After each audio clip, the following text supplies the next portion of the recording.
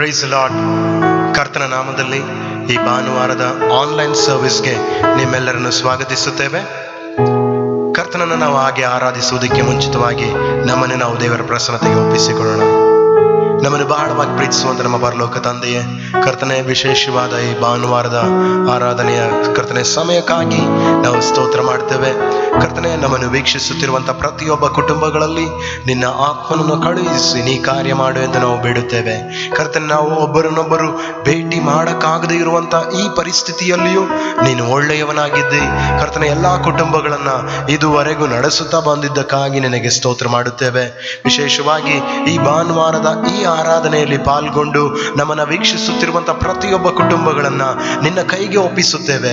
ನಿನ್ನ ಆರಾಧನೆಯ ಪ್ರಸನ್ನತೆಯು ನಿನ್ನ ವಾಕ್ಯ ಸಂದೇಶದ ಕರ್ತನೆ ಆತ್ಮನು ತಾನೇ ಅವರೊಂದಿಗಿದ್ದು ನಡೆಸಲಿ ಎಂದು ನಾವು ಬೇಡುತ್ತಾ ನಿನ್ನ ಕೈಗಳಿಗೆ ನಮ್ಮನ್ನು ಒಪ್ಪಿಸುತ್ತೇವೆ ತಂದೆಯೇ. Amen, amen, hallelujah.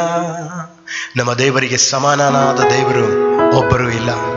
ಈ ಹಾಡನ್ನಾಡ್ತಾ ನಾವು ದೇವರಿಗೆ ಸ್ತುತಿಸಿ ಆರಾಧಿಸಿ ನಮ್ಮನ್ನು ಒಪ್ಪಿಸೋಣ ಪ್ರಿಯರೇ.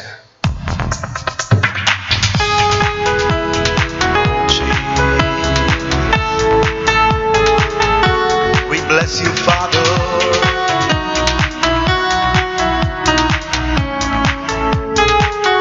ಎಲ್ಲರೂ ಹೇಳೋಣ. ಕರ್ತನೇ, ದೇವರಲ್ಲಿ ನಿನಗೆ ಸಮಾನ ಯಾರು? ಆಕಾಶದಲ್ಲೂ ಭೂಮಿಯಲ್ಲೂ ನಿನಗೆ ಸಮಾನ ಯಾರು? ಕರ್ತನೇ, ದೇವರಲ್ಲಿ ನಿನಗೆ ಸಮಾನ ಯಾರು? ಆಕಾಶದಲ್ಲೂ ಭೂಮಿಯಲ್ಲೂ ನಿನಗೆ ಸಮಾನ ಯಾರು? ನಿನಗೆ ಸಮಾನ ಯಾರು? ನಿನಗೆ ಸಮಾನ ಯಾರು? ನಿನಗೆ ಸಮಾನ ಯಾರು? ನಿನಗೆ ಸಮಾನ ಯಾರು? ಆಕಾಶದಲ್ಲೂ ಭೂಮಿಯಲ್ಲೂ ನಿನಗೆ ಸಮಾನ ಯಾರು?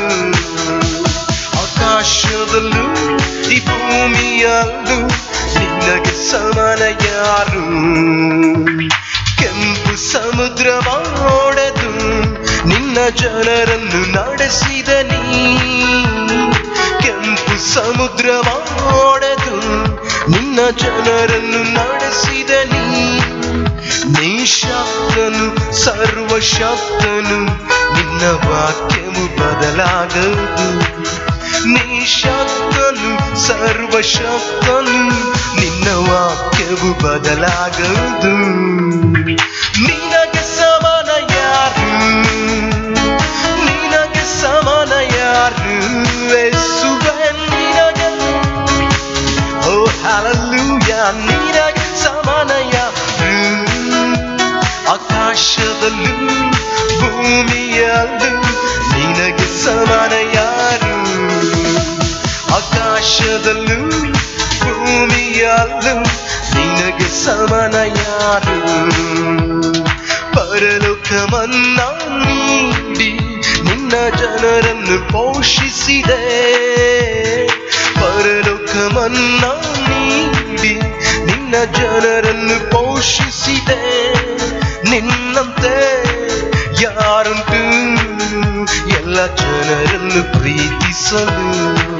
ನಿನ್ನಂತೆ ಯಾರುಂಟು ಎಲ್ಲ ಜನರನ್ನು ಪ್ರೀತಿಸಲು?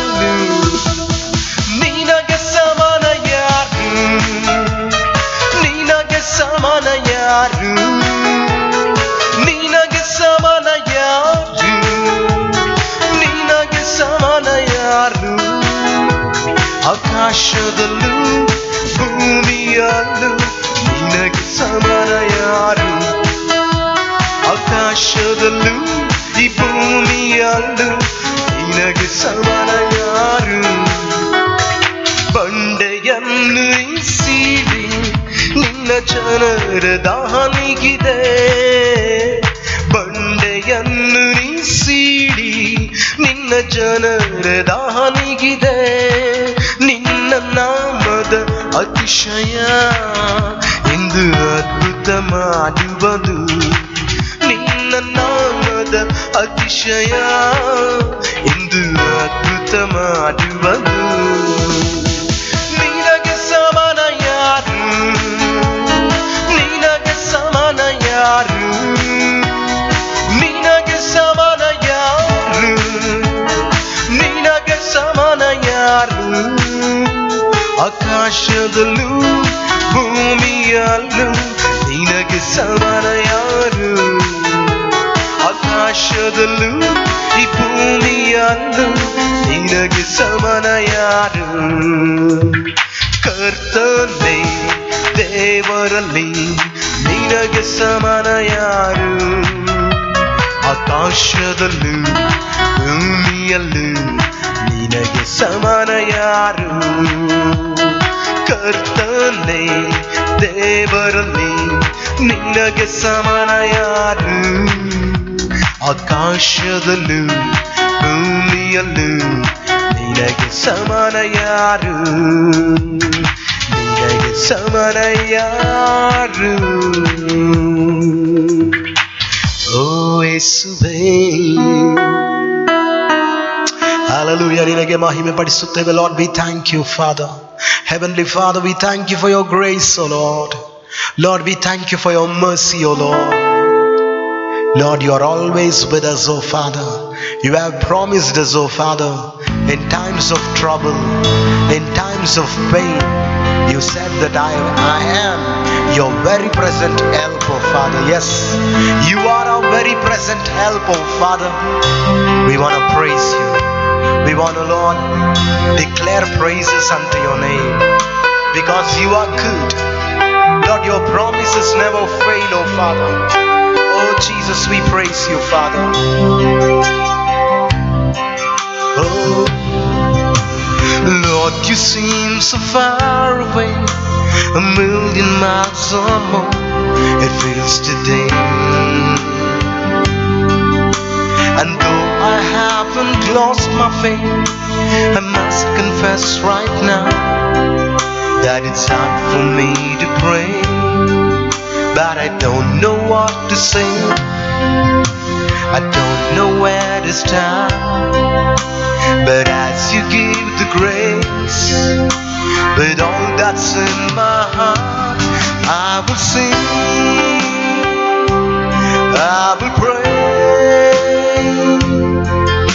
Even in my darkest hour, through the sorrow and the pain, I will sing, I will praise. Lift my hands to honor you, because your word is true. I will sing, I will praise. Even in my darkest hour, through the sorrow and the pain, I will sing, I will pray. Lift my hands to honor you, because your word is true. I will sing. Lord, it's hard for me to see all the thoughts and plans you have for me, but I will put my trust in you, knowing that you died to set me free.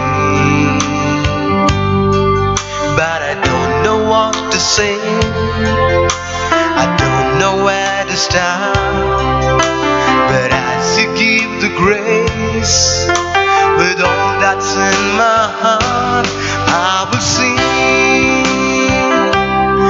I will pray. Even in my darkest hour, through the sorrow and the pain, I will sing, I will pray. Lift my hands to honor you, because your word is true. I will sing, I will pray. Lord, you seem so far away, 1,000,000 miles or more it feels today. And though I haven't lost my faith, I must confess right now that it's hard for me to pray, but I don't know what to say, I don't know where to start. But as you give the grace, with all that's in my heart, I will sing, I will pray, lift my hands to honor you, because your word is true. I will sing, I will pray, even in my darkest hour, through the sorrow and the pain, I will sing, I will sing, I will pray, lift my hands to honor you, because your word is true. I will sing, I will pray. Lord, it's hard for me to see the thoughts and plans you have for me, but I will put my trust in you, knowing that you died to set me free. But I don't know what to say, I don't know where to start. But as you give the grace, with all that's in my heart, I will sing, I will pray, even in my darkest hour, through the sorrow and the pain, I will sing, I will pray, lift my hands to honor you, because your word is true. I will sing, I will pray, I will sing, I will praise. Jesus, we thank you, Father. ಅಪ್ಪ, ನಿನ್ನನ್ನು ಆರಾಧಿಸುತ್ತೇವೆ ರಾಜನೇ, ನಿನ್ನನ್ನು ಹೊಗಳುತ್ತೇವೆ, ನೀನು ಪೂರ್ಣನಾದ ದೇವರು. Lord, we thank you for your fullness, O Lord. We thank you for your greatness, O Lord. Thank you for your mercy. Jesus, Lord, we thank you for your fullness. ಅಪ್ಪ, ನೀನು ಪೂರ್ಣನಾದ ದೇವರು. ಕರ್ತನೆ, ಎಲ್ಲೆಲ್ಲೆಲ್ಲ ಕೊರತೆಗಳಿದೆಯೋ ನೀನು ಕೊರತೆಗಳನ್ನ ನೀಗಿಸುವ ದೇವರು. ನೀ ಬರುವಾಗ ವಾತಾವರಣ ಸನ್ನಿವೇಶಗಳು ಬದಲಾಗುತ್ತೆ. Lord, when you come down, the atmosphere changes. When you come, Lord, you will change our situation. Oh Father, we thank you. We want to praise you. ಪೂರ್ಣನಾದ ಆತ್ಮನಾದವನೇ, ನೀ ಬರುವಾಗ ಕೊರತೆಯು ನೀಗುವುದು. ಪೂರ್ಣನಾದ ಆತ್ಮನಾದವನೇ, ನೀ ಬರುವಾಗ ಕೊರತೆಯು ನೀಗುವುದು. ನೀ ಬರುವಾಗ ಸನ್ನಿವೇಶ ಮಾರ್ಪಡುವುದು. ಅಸಾಧ್ಯವೂ ಸಾಧ್ಯವಾಗುವುದು. ನೀ ಬರುವಾಗ ಸನ್ನಿವೇಶ ಮಾರ್ಪಡುವುದು. ಅಸಾಧ್ಯವೂ ಸಾಧ್ಯವಾಗುವುದು. ಯೇಸುವೇ, ನೀ ಬಾರಯ್ಯ, ಯೇಸುವೇ, ನೀ ಬೇಕಯ್ಯ, ಯೇಸುವೇ, ನೀ ಸಾಕಯ್ಯ, ಆತ್ಮನಾದವನೇ. ಯೇಸುವೇ, ನೀ ಬಾರಯ್ಯ, ಯೇಸುವೇ, ನೀ ಬೇಕಯ್ಯ, ಯೇಸುವೇ, ನೀ ಸಾಕಯ್ಯ, ಆತ್ಮನಾದವನೇ. ಬಲಹೀನತೆ ಬಲವಾಗಿ ಮಾರ್ಪಡುವುದು. ಅಸ್ವಸ್ಥತೆ ಸ್ವಸ್ಥವಾಗುವುದು. ಬಲಹೀನ ಖಿನ್ನತೆ ಬಲವಾಗಿ ಮಾರ್ಪಡ್ಬೋದು. ಅಸ್ವಸ್ಥತೆ ಸ್ವಸ್ಥವಾಗುವುದು. ನೀ ಬರುವಾಗ ಸನ್ನಿವೇಶ ಮಾರ್ಪಡ್ಬೋದು. ಅಸಾಧ್ಯವೂ ಸಾಧ್ಯವಾಗುವುದು. ನೀ ಬರುವಾಗ ಸನ್ನಿವೇಶ ಮಾರ್ಪಡ್ಬೋದು. ಅಸಾಧ್ಯವೂ ಸಾಧ್ಯವಾಗುವುದು. ಯೇಸುವೇ ನೀ ಬಾರಯ್ಯ, ಯೇಸುವೇ ನೀ ಬೇಕಯ್ಯ, ಯೇಸುವೇ ನೀ ಸಾಕಯ್ಯ ಆತ್ಮನಾದವನೇ. ಯೇಸುವೇ ನೀ ಬಾರಯ್ಯ, ಯೇಸುವೇ ನೀ ಬೇಕಯ್ಯ, ಯೇಸುವೇ ನೀ ಸಾಕಯ್ಯ ஆத்மராதவனே. நிறைவான ஆவியானவரே, நீர் வரும்போது குறைவுகள் மாறுமே. நிறைவான ஆவியானவரே, நீர் வரும்போது குறைவுகள் மாறுமே.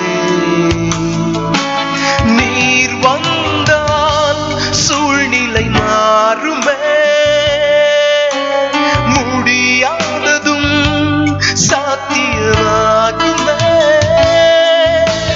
நீர் வந்தால் சூழ்நிலை மாறுமே. முடியாததும் சாத்தியமாகுமே.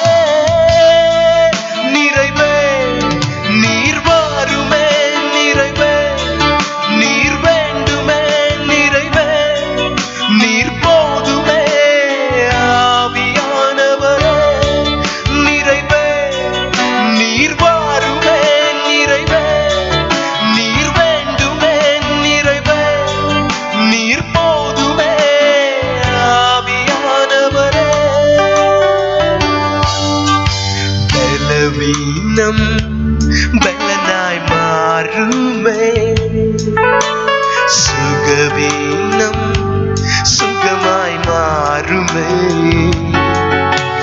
பலவீனம் பலனாய் மாறுமே. சுகவீனம் சுகமாய் மாறுமே. நீர் வந்தால் சூழ்நிலை மாறுமே. முடியாததும் சாத்தியமாகுமே. நீர் வந்தால் சூழ்நிலை மாறுமே. முடியாததும் சாத்தியமாகுமே. நிறைவே நீர் வாருமே. நிறைவே நீர் வேண்டுமே. நிறைவே நீர் போதுமே. ஆவியானவரே நிறைவே நீர் வாருமே. நிறைவே நீர் வேண்டுமே. நிறைவே நீர் போதுமே. ஆவியானவரே இயேசுவே நீ பாரையா, இயேசுவே நீ பேக்கையா, இயேசுவே நீ சாக்கையா ஆத்மநாதவரே.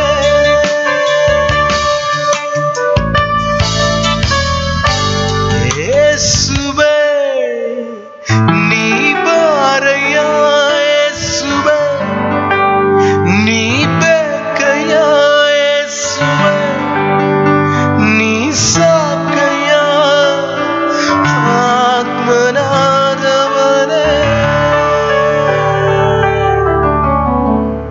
ಸ್ತೋತ್ರ ಕೃತಜ್ಞತೆಯಿಂದ ಸ್ತೋತ್ರ ಪರಿಶುದ್ಧನಿಗೆ ಸ್ತೋತ್ರ ತನ್ಮಗನನ್ನೇ ಅರ್ಪಿಸಿದ ದೇವನಿಗೆ ಸ್ತೋತ್ರ ಕೃತಜ್ಞತೆಯಿಂದ ಸ್ತೋತ್ರ ಪರಿಶುದ್ಧನಿಗೆ ಸ್ತೋತ್ರ ತನ್ಮಗನನ್ನೇ ಅರ್ಪಿಸಿದ ದೇವನಿಗೆ ಈಗ ನಿರ್ಬಲನು ಹೇಳಲಿನ ಸಬಲ ಬಡವನು ಹೇಳಲಿನ ಧನಿಕ ಯೇಸು ನಮಗಾಗಿ ಮಾಡಿದುದರ ನಿಮಿತ್ತ ಈಗ ನಿರ್ಬಲನು ಹೇಳಲಿನ ಸಬಲ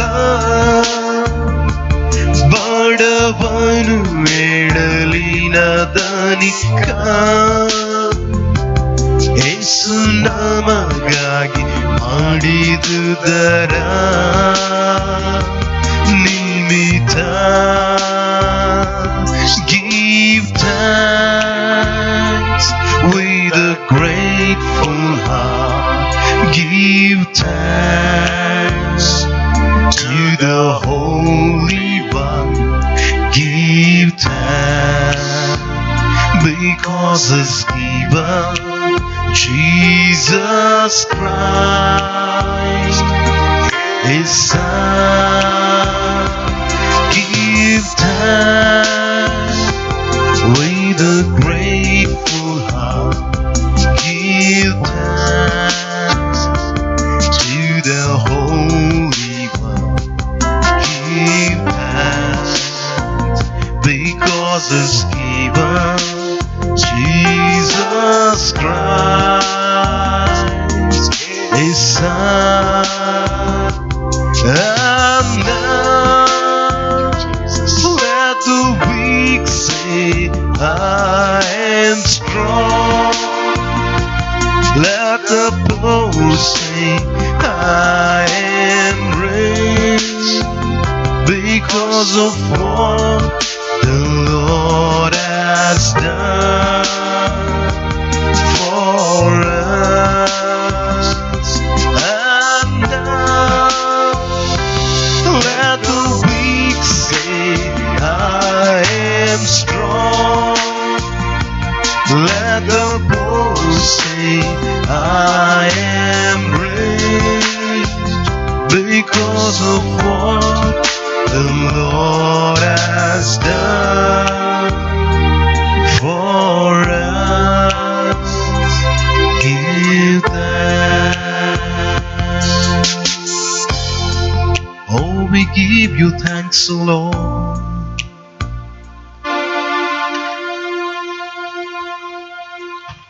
It's time to give thanks to God. ದೇವರಿಗೆ ನಾವು ಕೃತಜ್ಞತೆ ಸಲ್ಲಿಸುವ ಸಮಯ. Because God has given us the greatest gift, and that greatest gift is Jesus Christ. ದೇವರು ನಮಗೆ ಒಂದು ಅದ್ಭುತವಾದಂತ ಮಹತ್ವವಾದಂತ ಒಂದು ವರವನ್ನ ಕೊಟ್ಟಿದ್ದಾನೆ. ಆ ವರವೇ ಯೇಸು. And the more we know the Lord Jesus, and the more we know God the Father, we will see a breakthrough in our personal life. ಹೆಚ್ಚೆಚ್ಚಾಗಿ ತಂದೆಯಾದ ದೇವರನ್ನ ತಿಳಿಯುತ್ತಾ, ಹೆಚ್ಚೆಚ್ಚಾಗಿ ಮಗನಾದ ಯೇಸುವನ್ನ ಅರಿಯುತ್ತಾ, ನಮ್ಮ ವೈಯಕ್ತಿಕ ಜೀವನದಲ್ಲಿ ನಾವು ತಿರುವು ಬಿಡುಗಡೆಯನ್ನ ಕಾಣ್ತೇವೆ. Last week we have been studying about eternal life. ಕಳೆದ ವಾರದಲ್ಲಿ ನಾವು ನಿತ್ಯ ಜೀವದ ಬಗ್ಗೆ ನಾವು ಕಲಿಯುತ್ತಿದ್ದೋ. We are going to continue on that same topic. ನಾವು ಅದೇ ವಿಷಯದಲ್ಲಿ ಈ ದಿನವೂ ನಾವು ಮುಂದುವರಿಸೋಣ. In John chapter 17, ಯೋಹಾನನು ಬರೆದ ಸುವಾರ್ತೆ 17ನೇ ಅಧ್ಯಾಯದಲ್ಲಿ our Lord Jesus is praying a very powerful prayer. ನಮ್ಮ ಕರ್ತನಾದ ಯೇಸು ಒಂದು ಬಲವಾದ ಪ್ರಾರ್ಥನೆಯನ್ನ ಮಾಡುತ್ತಿದ್ದಾನೆ. And he's praying as an overcomer. He's praying as a more than a conqueror. ಆತನು ಜಯಶಾಲಿಯಾಗಿಯೂ ಮತ್ತು ಎಲ್ಲವನ್ನ ಗೆದ್ದವನಾಗಿಯೂ ಪ್ರಾರ್ಥಿಸುತ್ತಿದ್ದಾನೆ. Think about the situation. ಈ ಪರಿಸ್ಥಿತಿಯನ್ನು ಯೋಚಿಸಿ. Jesus is about to be crucified on the cross of Calvary. Yesu Calvary ಶಿಲುಬೆಯ ಮೇಲೆ ಹಾಕಿ ಜಡಿಯಲ್ಪಡುವಂತ ಸಂದರ್ಭದಲ್ಲಿ he knows is about to die for the sake of the people of the world. ಆತನು ಲೋಕದ ಜನರ ಪರವಾಗಿ ಸಾಯುತ್ತಾನೆ ಎಂಬುದು ಆತನಿಗೆ ಗೊತ್ತಿದೆ. And he is praying this prayer. ಆತನು ಈ ಪ್ರಾರ್ಥನೆಯನ್ನ ಮಾಡ್ತಿದ್ದಾನೆ. So I believe during this time, when the whole world is gripped with fear, people are discouraged, people are in panic, gripped with fear, this is a time to really pray the prayer which Jesus prayed in John chapter 17. ಇಂಥ ಪರಿಸ್ಥಿತಿಯಲ್ಲಿ ಇಡೀ ಪ್ರಪಂಚವೇ ಭಯ ಆತಂಕದಲ್ಲಿ ತುಂಬಿರುವಂತ ವೇಳೆ, ಅನೇಕ ಹೃದಯಗಳಲ್ಲಿ ಒಂದು ಭಯವು ಕವಿದಿರುವಂತ ವೇಳೆ, ಈ ಯೇಸು ಕ್ರಿಸ್ತನು ಹೇಳಿಕೊಟ್ಟಂತ ಯೋಹಾನನ ಸುವಾರ್ತೆ 17ನೇ ಅಧ್ಯಾಯದ ಪ್ರಾರ್ಥನೆ ನಮಗೆ ಬಲವಾಗಿದೆ. Before he prayed the prayer in John chapter 17, ಯೋಹಾನನ ಸುವಾರ್ತೆ 17ನೇ ಅಧ್ಯಾಯದ ಪ್ರಾರ್ಥನೆ ಮಾಡೋಕ್ ಮುಂಚೆ he made a very powerful statement. ಆತನು ಬಲವಾದಂತ ಒಂದು ಮಾತನ್ನ ಹೇಳುತ್ತಾನೆ. John 16:33. ಯೋಹಾನನ ಸುವಾರ್ತೆ 16:33ನೇ ವಾಕ್ಯ. Jesus is speaking to his 11 disciples. ಯೇಸು ತನ್ನ 11 ಶಿಷ್ಯರಿಗೆ ಹೇಳುತ್ತಿದ್ದಾನೆ. I have told you all this so that you may have peace in me. Here on earth you will have many trials and sorrows, but take heart because I have overcome the world. ನೀವು ನನ್ನಲ್ಲಿದ್ದು ಮನಃಶಾಂತಿಯನ್ನ ಹೊಂದಿದವರಾಗಬೇಕೆಂದು ಇದನ್ನೆಲ್ಲ ನಿಮಗೆ ಹೇಳಿದ್ದೇನೆ. ಲೋಕದಲ್ಲಿ ನಿಮಗೆ ಸಂಕಟಗಳುಂಟು, ಧೈರ್ಯವಾಗಿರಿ, ನಾನು ಲೋಕವನ್ನು ಜಯಿಸಿದ್ದೇನೆ. Verse 17, chapter 17. 17ನೇ ಅಧ್ಯಾಯದಲ್ಲಿ When Jesus had finished saying all these things, he looked up to heaven and said. ಯೇಸು ಈ ಮಾತುಗಳನ್ನೆಲ್ಲ ಆಡಿದ ಮೇಲೆ ಆಕಾಶದ ಕಡೆಗೆ ಕಣ್ಣೆತ್ತಿ ನೋಡಿ ಹೇಳಿದ್ದೇನೆಂದರೆ, Father, the time has come, glorify your Son so he can give glory back to you. ತಂದೆಯೇ, ಸಮಯವು ಬಂದಿದೆ, ನಿನ್ನ ಮಗನನ್ನು ಮಹಿಮೆ ಪಡಿಸು, ಆಗ ಮಗನು ಸಹ ನಿನ್ನನ್ನು ಮಹಿಮೆ ಪಡಿಸುವುದಕ್ಕೆ ಆಗುತ್ತದೆ. This prayer is very, very important. ಈ ಪ್ರಾರ್ಥನೆ ತುಂಬಾ ಮುಖ್ಯವಾದದ್ದು. This should be the prayer in each of our lives. ಇದು ನಮ್ಮ ಪ್ರತಿಯೊಬ್ಬರ ಜೀವಿತದ ಪ್ರಾರ್ಥನೆ ಆಗಿರಬೇಕು. During this terrible time of the pandemic, ಈ ಒಂದು ಭಯಂಕರವಾದಂತ ವಿಷಕಾರಿಯಾದ ವೈರಸ್ಸಿನ ದಿನಗಳಲ್ಲಿ we need to pray, glorify your Son Jesus in my life, glorify your Son Jesus in my family, glorify your Son Jesus in our church, in our city and in our nation. ನಾವು ತಂದೆಯಾದ ದೇವರ ಬಳಿ ಬೇಡಿಕೊಳ್ಳಬೇಕು, ತಂದೆಯಾದ ದೇವರೇ, ನಿನ್ನ ಮಗನಾದ ಯೇಸುವನ್ನ ನನ್ನ ಜೀವಿತದಲ್ಲಿ, ನನ್ನ ಕುಟುಂಬದಲ್ಲಿ, ನನ್ನ ಸಭೆಯಲ್ಲಿ ಮಹಿಮೆ ಪಡಿಸು ಎಂಬ ಪ್ರಾರ್ಥನೆಯನ್ನು ನಾವು ಮಾಡಬೇಕು. See, Jesus is about to face the cross of Calvary. ನೋಡಿ, ಯೇಸು ಕಲ್ವಾರಿ ಶಿಲುಬೆಯ ಮೇಲೆ ಏರ್ಲಿಕ್ಕೆ ಹೋಗುತ್ತಿದ್ದಾನೆ. He's not praying a prayer of discouragement. ಯೇಸು ಆ ಸಂದರ್ಭದಲ್ಲಿ ಒಂದು ಸೋತು ಹೋದ ಪ್ರಾರ್ಥನೆ ಮಾಡ್ತಿಲ್ಲ. He's not praying a prayer filled with fear. ಯೇಸು ಸ್ವಾಮಿ ಆ ಸಂದರ್ಭದಲ್ಲಿ ಭಯವು ತುಂಬಿರುವಂತ ಹೃದಯದಿಂದ ಪ್ರಾರ್ಥನೆ ಮಾಡಿಲ್ಲ. He is praying a prayer filled with faith. ಆತನು ಮಾಡ್ತಿರುವಂತ ಪ್ರಾರ್ಥನೆಯನ್ನ ಗಮನವಿಟ್ಟು ನೋಡಿ, ನಂಬಿಕೆಯಿಂದ ಪ್ರಾರ್ಥನೆಯನ್ನ ಮಾಡ್ತಿದ್ದಾನೆ. He's looking at the cross of Calvary from far off and he says, glorify your Son Jesus through the cross of Calvary. ಆತನು ದೂರದಿಂದ ಶಿಲುಬೆಯನ್ನು ನೋಡಿ ಹೇಳುತ್ತಿದ್ದಾನೆ, ನಿನ್ನ ಮಗನಾದ ಯೇಸುವನ್ನ ಈ ಶಿಲುಬೆಯ ಮುಖಾಂತರವಾಗಿ ಮಹಿಮೆ ಪಡಿಸಿಕೋ ತಂದೆ. When we look at the empty tomb of Jesus after Jesus rose up from the dead, ಯೇಸು ಸ್ವಾಮಿಯ ಆ ಖಾಲಿಯಾಗಿರುವಂತ ಸಮಾಧಿಯನ್ನ ನೋಡುವಾಗ, ಆತನು ಸಮಾಧಿಯಿಂದ ಎದ್ದಿರುವುದನ್ನ ನೋಡಿದಾಗ, we see God the Father answering this prayer by glorifying his Son Jesus by raising him from the dead. ತಂದೆಯಾದ ದೇವರು ಮಗನಾದ ಯೇಸುವನ್ನ ಮಹಿಮೆಯಿಂದ ಎಬ್ಬಿಸಿ ಆತನ ಪ್ರಾರ್ಥನೆಗೆ ಉತ್ತರ ಕೊಟ್ಟಿರುವುದನ್ನು ನೋಡ್ತೀವಿ. And secondly, by the mighty outpouring of the Holy Spirit on the day of Pentecost, God the Father glorified his Son Jesus. ಮತ್ತು ಭಯಂಕರವಾದ ಪರಿಶುದ್ಧಾತ್ಮನ ರಭಸದಿಂದ ಕಳುಹಿಸಿ ತಂದೆಯಾದ ದೇವರು ಯೇಸುವನ್ನ ಮಹಿಮೆ ಪಡಿಸ್ತಾನೆ ಆ ಪಂಚಶತಮ ದಿನದಲ್ಲಿ. So I believe this is a time for God to do the same thing once again. ನಾನು ನಂಬ್ತೇನೆ, ಅದೇ ರೀತಿಯಾದ ಕಾರ್ಯವನ್ನ ದೇವರು ಮತ್ತೆ ಮಾಡುವ ಸಮಯ ಬಂದಿದೆ. He is going to pour his mighty anointing upon the church of God. ಆತನು ತನ್ನ ಬಲವಾದ ಅಭಿಷೇಕವನ್ನ ದೇವರ ಸಭೆಯ ಮೇಲೆ ಸುರಿಸಲಿದ್ದಾನೆ. He is going to show the power of the cross in the lives of believers. ಆತನು ಶಿಲುಬೆಯ ಶಕ್ತಿಯನ್ನ ಮತ್ತು ಶಿಲುಬೆಯ ಶಕ್ತಿಯನ್ನು ವಿಶ್ವಾಸಿಗಳ ಜೀವನದಲ್ಲಿ ತೋರಿಸಲಿದ್ದಾನೆ. Through that, God the Father will glorify the Son Jesus. ಅದರ ಮುಖಾಂತರವಾಗಿ ತಂದೆಯಾದ ದೇವರು ಯೇಸು ಕ್ರಿಸ್ತನನ್ನು ಮಹಿಮೆ ಪಡಿಸುತ್ತಾನೆ. Now when we read verse 3, ನಾವು ಅಲ್ಲಿ 3ನೇ ವಾಕ್ಯವನ್ನು ಓದುವಾಗ, John chapter 17 verse 3, ಯೋಹಾನನ ಸುವಾರ್ತೆ 17:3, and this is the way to have eternal life.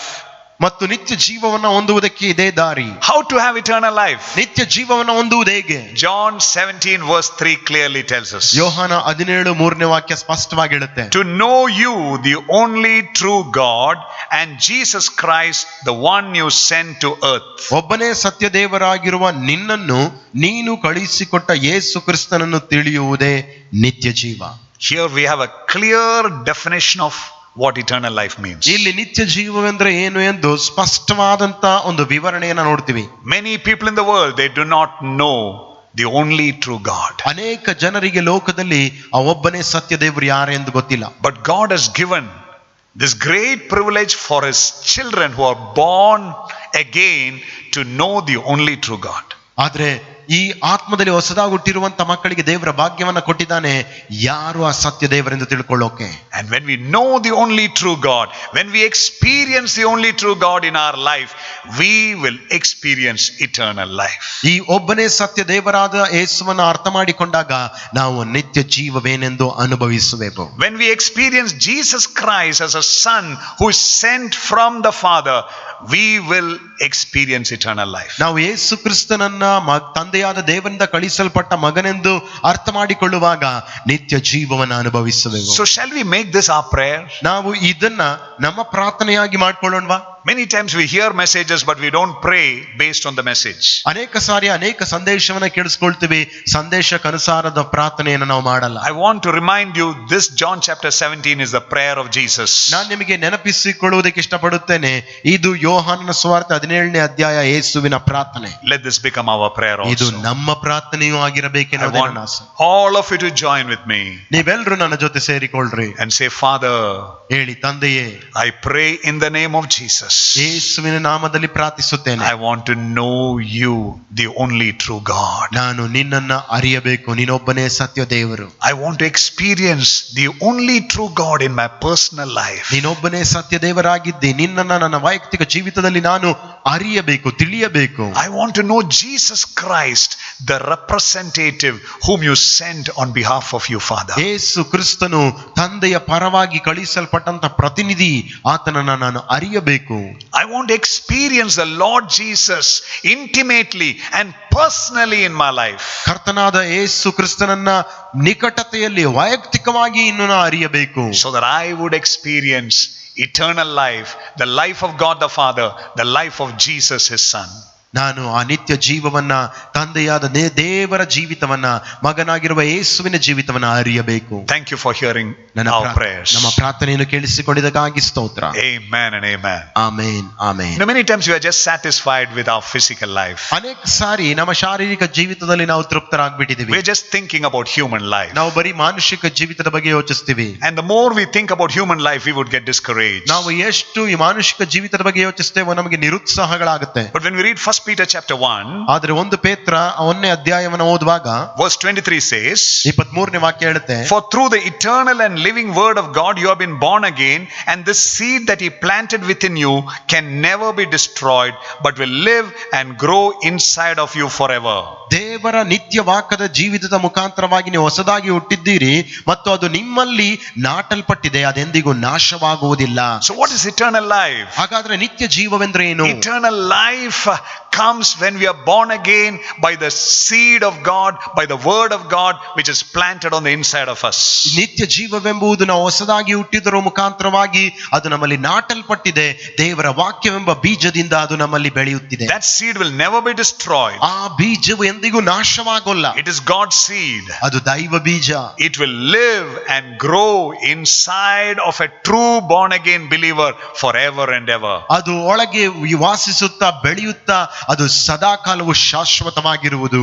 And verse 24 and 25, 24-25ನೇ ವಾಕ್ಯ, verse 24 says about the physical human life. 24ನೇ ವಾಕ್ಯ ಶಾರೀರಿಕ ಮನುಷ್ಯ ಜೀವಿತದ ಬಗ್ಗೆ ಹೇಳುತ್ತೆ. Verse 25 speaks about the eternal life. 25ನೇ ವಾಕ್ಯ ನಿತ್ಯ ಜೀವಿತದ ಬಗ್ಗೆ ಮಾತನಾಡುತ್ತೆ. I'm reading from 1 Peter chapter 1 verse 24 and 25. 1 ಪೇತ್ರ 1ನೇ ಅಧ್ಯಾಯ 24-25ನೇ ವಾಕ್ಯದಿಂದ ಓದುತ್ತಿದ್ದೇವೆ. Human beings are frail and temporary like grass. ಮನುಷ್ಯರು ಈ ಇವರು ಹುಲ್ಲಿನಂತೆ ಬೇಗನೆ ಬಾಡಿ ಹೋಗುವರು. And the glory of man is fleeting like the flowers of the field. ಮತ್ತು ಅಡವಿಯ ಹೂಗಳಂತೆ ಮನುಷ್ಯನ ಮಹಿಮೆಯು ಅದು ಬೇಗನೆ ಗತಿಸಿ ಹೋಗುವುದು. The grass dries and withers and the flowers fall off. ಹುಲ್ಲುಗಳು ಅದು ಬೇಗನೆ ಒಣಗಿ ಗತಿಸಿ ಹೋಗುವುದು, ಹೂಗಳು ಬಾಡಿ ಹೋಗುವುದು. That is the best human life. ನೋಡ್ರಿ, ಇದೇ ಮನುಷ್ಯನ ಉತ್ತಮ ಜೀವಿತ. My brother, my sister, ಸಹೋದರ ಸಹೋದರಿಯೇ, we have been so much focused on our physical human life. ನಾವು ನಮ್ಮ ಶಾರೀರಿಕ ಮನುಷ್ಯನ ಜೀವಿತದ ಬಗ್ಗೆ ಎಷ್ಟು ಗಮನ ಕೊಟ್ಟಿದ್ದೀವಿ ಅಂದ್ರೆ, that's why when we look at the negative situation, caused by the corona, we are discouraged, we are filled with fear, anxiety and tension. ನಮಗೆ ಅದಕ್ಕೆ ಈ ಒಂದು ನಕಾರವಾದಂತ ಪರಿಸ್ಥಿತಿಯನ್ನು ನೋಡುವಾಗ ನಮಗೆ ನಿರುತ್ಸಾಹ ಆಗುತ್ತೆ, ಭಯವಾಗುತ್ತೆ, ಆತಂಕಗೊಳ್ತೀವಿ. ಈ ಕೊರೋನಾ ವೈರಸ್ಸಿನ ಸನ್ನಿವೇಶ, ಪರಿಸ್ಥಿತಿ, ವಾತಾವರಣ ನೋಡುವಾಗ the best human life will perish. ಮನುಷ್ಯನ ಉತ್ತಮ ಜೀವಿತವು ಬೇಗನೆ ಗತಿಸಿ ಹೋಗುವುದು. But the good news is, ಆದ್ರೆ ಒಂದು ಒಳ್ಳೆಯ ಸುದ್ದಿ ಏನ್ ಗೊತ್ತಾ? 1 Peter 1:25. 1 ಪೇತ್ರ 1:25. But the word of the Lord endures forever. ದೇವರ ವಾಕ್ಯವು ಶಾಶ್ವತವಾಗಿ ನಿಲ್ಲುವುದು. And the Message translation says, message ಭಾಷಾಂತರ ಹೇಳುತ್ತೆ, and this is the word that has conceived you. ಈ ವಾಕ್ಯವೇ ನಿಮಗೆ ಜನನವನ್ನ ಕೊಟ್ಟಿದೆ. So eternal life is conceived in a truly born again believer's heart through the eternal word of God. ಈ ನಿತ್ಯ ಜೀವವೆಂಬುದು ಆತ್ಮದಲ್ಲಿ ಹೊಸದಾಗಿ ಹುಟ್ಟಿರುವಂತ ವ್ಯಕ್ತಿಯೊಳಗೆ ದೇವರ ವಾಕ್ಯದ ಮುಖಾಂತರವಾಗಿ ಬೆಳೆದಿದೆ. So let us focus our time, our life, our energy in enjoying this eternal life while we are here on this earth. ನಾವು ಈ ಲೋಕದಲ್ಲಿ ಇರುವಾಗಲೇ ಈ ನಿತ್ಯ ಜೀವವನ್ನ ನಾವು ಹೇಗೆ ಅನುಭವಿಸೋಣ, ನಮ್ಮ ಸಮಯವನ್ನ ದೇವರ ಪ್ರಸನ್ನತೆಯಲ್ಲಿ ಕೊಡುತ್ತಾ ನಾವು ಅದರಲ್ಲಿ ಬೆಳೆಯುತ್ತಾ ಅನುಭವಿಸೋಣ. When we go to heaven, ನಾವು ಪರಲೋಕಕ್ಕೆ ಹೋದಾಗ we will have the fullness of that eternal life. ನಮಗೆ ಆ ನಿತ್ಯ ಜೀವದ ಪರಿಪೂರ್ಣತೆ ನಮಗಿರುವುದು. Now we can experience little by little that eternal life of Jesus. ಈಗ ಯೇಸುವಿನ ನಿತ್ಯ ಜೀವವನ್ನ ಸ್ವಲ್ಪವಾಗಿ ನಾವು ಅನುಭವಿಸುತ್ತಿದ್ದೇವೆ. John 17:6-8 ಯೋಹನ್ ಸುವಾರ್ತೆ 17:6-8 ವಾಕ್ಯ tells us very clear how as a true believer, truly born again person, we can experience this eternal life. ಅದು ನಮಗೆ ಸ್ಪಷ್ಟವಾಗಿ ಹೇಳುತ್ತೆ, ಒಬ್ಬ ವಿಶ್ವಾಸಿಯಾಗಿ ಆತ್ಮದಲ್ಲಿ ಹೊಸದಾಗಿ ಹುಟ್ಟಿರುವಂತ ವ್ಯಕ್ತಿಯಾಗಿ ನಾವು ಹೇಗೆ ಈ ನಿತ್ಯ ಜೀವವನ್ನು ಅನುಭವಿಸಬಹುದು. How we can know and experience the only true God and know and experience the Lord Jesus Christ who was sent by the Father. ಇದನ್ನ ನಾವು ತಂದೆಯಾದ ದೇವರಿಂದ ಕಳಿಸಲ್ಪಟ್ಟಂತ ಮಗನನ್ನ ಹೇಗೆ ತಿಳಿದುಕೊಂಡು ಹೇಗೆ ಅನುಭವಿಸಬಹುದು ಎಂದು ನಮಗೆ ಹೇಳುತ್ತದೆ. Verses 6-8. 6-8 ವಾಕ್ಯದವರೆಗೂ. Father, now Jesus is continuing to pray, Father, I have manifested who you really are and I have revealed you to the men and women that you gave to me. ಲೋಕದೊಳಗಿಂದ ನೀನು ನನಗೆ ಕೊಟ್ಟ ಮನುಷ್ಯರಿಗೆ ನಿನ್ನ ಹೆಸರನ್ನು ತಿಳಿಯಪಡಿಸಿದ್ದೇನೆ, ಇವರು ನಿನ್ನವರಾಗಿದ್ದಾರೆ. They were yours and you gave them to me. ನೀನು ಇವರನ್ನು ನನಗೆ ಕೊಟ್ಟೆ, ಅವರು ನಿನ್ನವರೇ ಆಗಿದ್ದರು. And they have fastened your word firmly to their hearts. ಮತ್ತು ಇವರು ನಿನ್ನ ವಾಕ್ಯವನ್ನು ಕೈಕೊಂಡು ನಡೆದಿದ್ದಾರೆ. Amen. Amen. Something very special we read about this 11 disciples. ಈ 11 ಶಿಷ್ಯರ ಬಗ್ಗೆ ನಾವು ಓದುವಾಗ ಒಂದು ವಿಶೇಷವಾದಂತ ಒಂದು ವಿಷಯ ಏನಂತ ಹೇಳಿದ್ರೆ, What is Jesus saying? ಅಲ್ಲಿ ಯೇಸು ಏನು ಹೇಳ್ತಾನೆ? He's saying, Father, ಅದನ್ನ ಹೇಳ್ತಾನೆ, ತಂದೆಯೇ, I have manifested your name to this 11 disciples. ನಿನ್ನ ಹೆಸರನ್ನ ಈ 11 ಶಿಷ್ಯರಿಗೆ ನಾನು ಹೊರಪಡಿಸಿದ್ದೇನೆ. In other words, he's saying, I have revealed, Father God, your very nature, your very character, your real self to this 11 disciples. ಇನ್ನೊಂದು ರೀತಿಯಲ್ಲಿ ಹೇಳಬೇಕಂದ್ರೆ, ನಿನ್ನ ಸ್ವಭಾವ, ನಿನ್ನ ಗುಣಲಕ್ಷಣ, ನಿನ್ನ ನಡವಳಿಕೆ ಏನೆಂದು ಇವರಿಗೆ ತಿಳಿಯಪಡಿಸಿದ್ದೇನೆ, ಹೊರಪಡಿಸಿದ್ದೇನೆ. So until we have the revelation of God's nature, of the nature of the Father God, we will never know him. we will never experience him. We will never have eternal life. ಎಲ್ಲಿಯವರೆಗೂ ತಂದೆಯಾದ ದೇವರ ಸ್ವಭಾವವನ್ನು ನಾವು ಅರಿಯುವುದಿಲ್ಲವೋ ಅಲ್ಲಿಯವರೆಗೂ ನಾವು ಯಾರು ಆತನೆಂದು ಅರಿಲಿಕ್ಕಾಗುವುದಿಲ್ಲ, ಆತನ ನಿತ್ಯ ಜೀವ ಏನೆಂದು ಅನುಭವಿಸ್ಲಿಕ್ಕಾಗಲ್ಲ. Then he says, ಅನಂತರ ಹೇಳ್ತಾನೆ, and they have kept and obeyed your word. ಮತ್ತು ಅವರು ನಿನ್ನ ವಾಕ್ಯವನ್ನ ಕೈಕೊಂಡು ನಡೆದಿದ್ದಾರೆ. So we see a connection here. ಇಲ್ಲಿ ನೋಡ್ರಿ, ಒಂದು ಸಂಬಂಧವನ್ನ ನೋಡ್ತೀವಿ. How to receive the revelation of God the Father. ತಂದೆಯಾದ ದೇವರ ಪ್ರಕಟಣೆಯನ್ನು ಹೊಂದೋದು ಹೇಗೆ ಅನ್ನೋದನ್ನ ನಾವು ನೋಡ್ತೀವಿ. How did Jesus reveal the Father to his 11 disciples? ಹೇಗೆ ತಂದೆಯಾದ ದೇವರ ಬಗ್ಗೆ ಯೇಸು 11 ಶಿಷ್ಯರಿಗೆ ಹೊರಪಡಿಸಿದ? It is through the words of Jesus, through the teachings of Jesus. ಯೇಸು ಕ್ರಿಸ್ತನ ವಾಕ್ಯದ ಮುಖಾಂತರ, ಯೇಸು ಕ್ರಿಸ್ತನ ಉಪದೇಶದ ಮುಖಾಂತರ. If you read John chapter 12 verse 49 and 50, ಯೋಹಾನನ ಸುವಾರ್ತೆ 12ನೇ ಅಧ್ಯಾಯ 49 ಮತ್ತು 50ನೇ ವಾಕ್ಯವನ್ನು ನೋಡುವಾಗ, John chapter 12 verse 49 and 50, ಯೋಹಾನನ ಸುವಾರ್ತೆ 12 49 50ನೇ ವಾಕ್ಯ, we can see the same thing Jesus is saying. ಯೇಸು ಅದೇ ಮಾತನ್ನು ಹೇಳ್ತಿರೋದನ್ನ ನೋಡ್ತೀವಿ. I don't speak on my own authority. The Father who sent me gave me his own instructions as to what I should say. ಯಾಕೆಂದ್ರೆ ನನ್ನಿಷ್ಟಕ್ಕೆ ನಾನೇ ಮಾತನಾಡುವವನಲ್ಲ, ನನ್ನನ್ನು ಕಳಿಸಿಕೊಟ್ಟ ತಂದೆಯೇ ನೀನು ಇಂತಿಂತದ್ದನ್ನ ಹೇಳಬೇಕು ಎನ್ನುತ್ತಾನೆ. Verse 50, 50ನೇ ವಾಕ್ಯ, and I know his instructions lead to eternal life, so I say what the Father tells me to say. ಆತನ ಆಜ್ಞೆ ನಿತ್ಯ ಜೀವವಾಗಿದೆ ಎಂದು ಬಲ್ಲೆನು, ಆದುದರಿಂದ ನಾನು ಮಾತಾಡುವುದನ್ನೆಲ್ಲ ತಂದೆ ನನಗೆ ಹೇಳಿದ ಮೇರೆಗೆ ಮಾತಾಡುತ್ತೇನೆ ಅಂದನು. So here it's very clear.